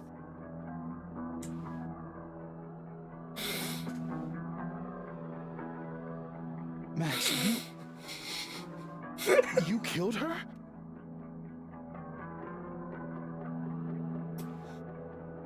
And you know how this is gonna sound, because any defense Max gives of "that's not me" is going to sound fucking crazy. It's, you know how Gwen was talking about, like, why would I fight this when there is video of me selling drugs to those kids? I know it wasn't me, but what am I gonna do? Say it was my evil twin? Such good foreshadowing. That's where the other Max is at. This whole time, we've been asking, why is there only one Max? There's a second Max and she's the killer. Right, but then Bellabean says, now it's so much more suspicious to Moses that Max saved the camera too. Now, I would argue, I've had a couple of days to think about this, I would argue that Max's best defense here is, if I was recovering your camera, Moses, in order to delete it, like, in order to get rid of evidence, you know what I'd have done? I'd have got that camera, quietly deleted the evidence, and then come to find you. Why would I have come to you with the, like, instantly with the camera, like, without, like, it's a digital camera. I could have just, like, looked at the back, seen if there was a photo of me killing her, deleted it. If I was going in there to, like, get rid of evidence, why would I leave the evidence there and bring the camera to you? Why would I willingly sit down with you to look at these photos if I thought there was evidence of me on there? But in the moment, 100%, it's gonna seem like she got the camera not to clear his name, because she needed to know whether there was evidence of her, right? Isn't this the most interesting fucking twist? Like, this is what I mean when I say I hate that the, like, Max and Chloe break up discourse is the only thing the community's talking about, because this is the most fascinating fucking twist to have a 2-week ponder about. Why would evil Max leave the camera at the crime scene, though? Because she's evil. What the fuck does she care? This Max would take the fall for the murder. And other Max would be free. Like, presumably other Max knows that there's multiple, knows about the multiples. Here's my theory. I don't think the doubles are limited to being a specific person. I think there could be one person who can change their appearance. Like, that one, but you know that person we saw, we heard a gunshot and we saw Safi walking around as if she hadn't been shot? I think, look like Max, to not be suspicious, shoot Safi, transform into Safi to walk around for a second. No, this is the Max from, but yeah, that would have to mean yeah, because if we're thinking this is Max, if we think the killer is Max from the timeline where Safi's still alive, why did Max hop to a different timeline, kill that Safi, and not come back to the other timeline and also kill Safi there? Like, why is that Safi still walking around alive?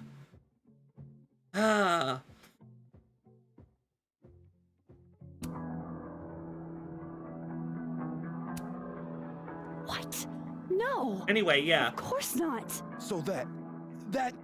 It's Photoshop. A deepfake, maybe. I don't know. Yeah, can you now see why on a second playthrough, I'm like, we really fucking need some evidence that there's fucking replicants walking around? Like, with having Gwen's USB video of not Gwen selling drugs when... If we can find an alibi for where Gwen was when that video footage happened, we can prove there was two Gwens. Which might be the thing that can prove to Moses there was two me's as well. There's fucking doubles walking around. Gwen's video is the only, solid piece of evidence. Other than, we could go find Reggie and be like, please tell Moses that you saw your own fucking double on the hill. But that video of Gwen plus evidence that Gwen was somewhere else, I think is the only way we prove to Moses we didn't do it. So this is why you went and got the camera? I don't remember if this is the outfit we were wearing that Moses. night is the problem. Please.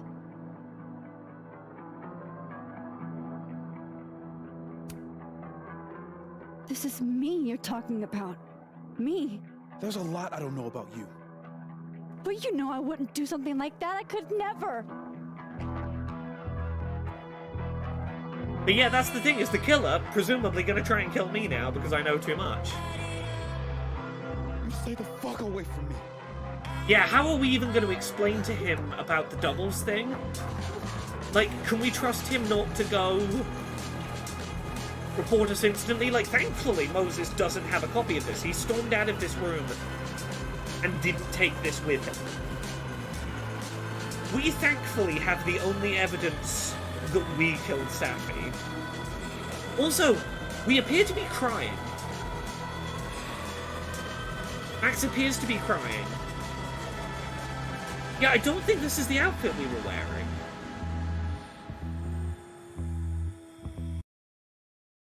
So welcome to episode 2 of Life is Strange Double Exposure. I gotta wait like a week and a half to see any more of that. And you now see why I need to see all of... we need to play all of this through on stream before Dragon Age starts, because I need to know. Okay, so 63% of people deleted the photo. 56% saved the photo. It was a real 50-50 split. Gwen does feel betrayed. 62% refused the Alderman's offer. Max did not help the timid guy to get the bathroom key. Don't know how you do that. Max was confident Diamond didn't take Vin's phone. We could have signed up for Platypus Facts. 28% of people apologized to Lucas. 71% drew devil horns on him, of course. Max kept it professional with Vin, 44%. 69%, nice. Cracked the code without asking for a favor from Vin. 65% smoked the joint, nice.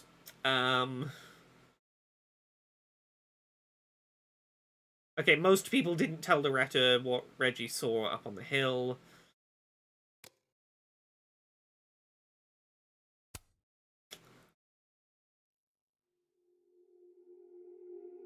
now you see... Look, I know there's a lot of controversy around this. I know there's a lot of people who are swearing off it because they're like, oh, Max and Chloe broke up, that's so... Oh, it's terrible, I'm not playing the game. I think this game's really cool. And given that this is going to be the first video game, like first big video game with my name in the credits, I couldn't be prouder of that right now. This game seems cool as fuck. And I got to help make it be a bit better, a bit more playable for disabled people. So, I now have, it's kind of a bit mucky right now because of second skin, but I got my Life is Strange tattoo. Delta says, this game is so much more than Max and Chloe's relationship, right? Max and Chloe's relationship is a really interesting backdrop to, like, the baggage that Max is carrying and the ways she's changed as a person. But, like, this is not a game about, like, this is not a game that is hamstrung by trying to be about Max and Chloe. It is Max having to deal with yet another, oh god, situation, except this time, she better fucking use her powers or she's gonna be implicated for murder. The other question, where would Max have got the gun from? Good question.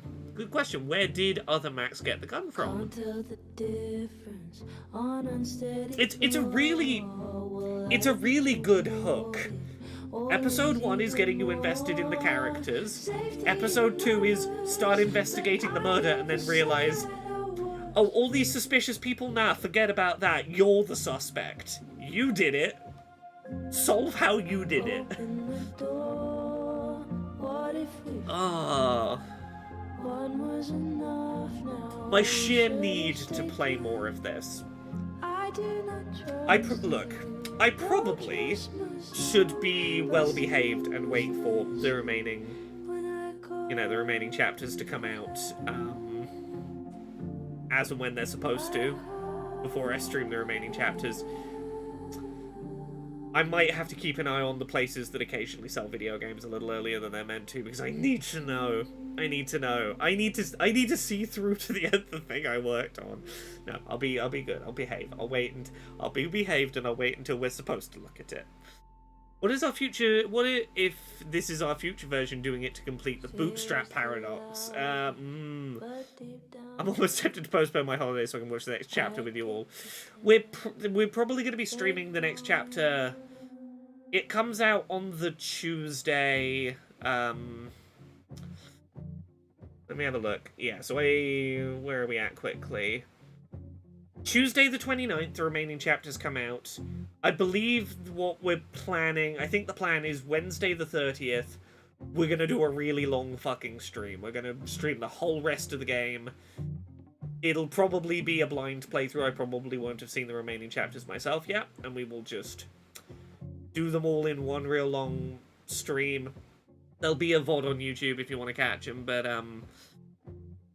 hey, Tara, you came back just in time for us to have found out some huge fucking revelations. We can tell you about them if you like, but,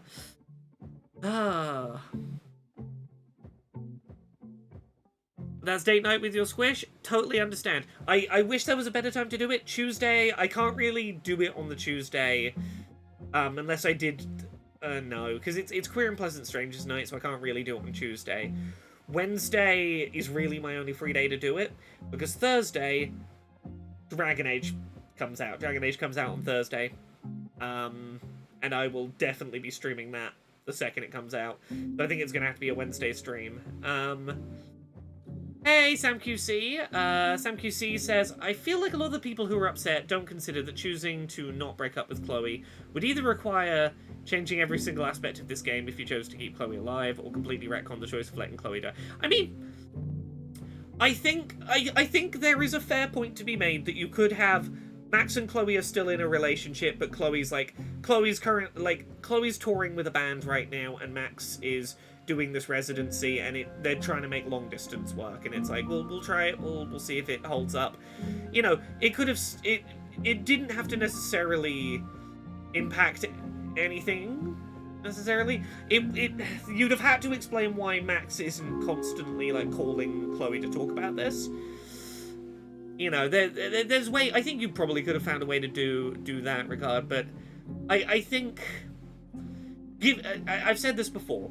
If you want a story about Max and Chloe staying together post the original Life is Strange, the comics are a fantastic version of that story. I think it's really interesting seeing a story where that's not the case. If we're going to explore different takes on following up the original Life is Strange, I'm glad that this take is doing something fundamentally different enough to justify it existing separate from the comics. Oh, Delta, it's look, I'm sad too. You were a real good contribution tonight. But yeah, Life is Strange double exposure. Next time I stream this, in theory, I should be able to load up the credits and point at my name and do an excited YouTuber face while my name scrolls past. That's the plan. That's the plan. Next time we stream this, I'll be able to point at my name and go, look, I did this. I mean, you won't just have to take my word for it, because up until now, I could just be bullshitting. Maybe I had nothing to do with this game, and I've just been being like, trust me, bro, I'll be in the credits soon. Trust me, bro. I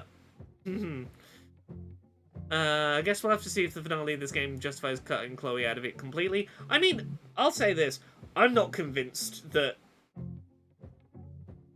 I think there's the very real possibility that, like, Chloe could come back toward the end of this. I think there's ways that could come to be. I think Alternate Realities offers a lot of interesting potential for Psych. It was a fake out. This is not the parallel timeline you're thinking of. They're happy over there, it's fine. Thank you so much everyone for watching. I hope you've enjoyed. Let me have a look at the stream schedule quickly. Give me a second. Today's Friday, so we've got a week. We've got maybe 3 or 4 streams. We've got next week's three usual streams and 1 stream on the 28th. So we've got 4 streams between now and returning to double exposure. I'm probably going to do some streams of like dipping in and out of like one-off streams of things. I might make Monday next week a one-off stream of Metaphor Fantasio. We'll see. I might do... maybe I do more than 1 stream if people are really digging it. I don't know beyond that. I haven't got a solid plan of the rest of next week's streaming. Thank you very much everyone for watching. I hope you have all enjoyed. This has been a treat to share with you all. I'm gonna go have some rest.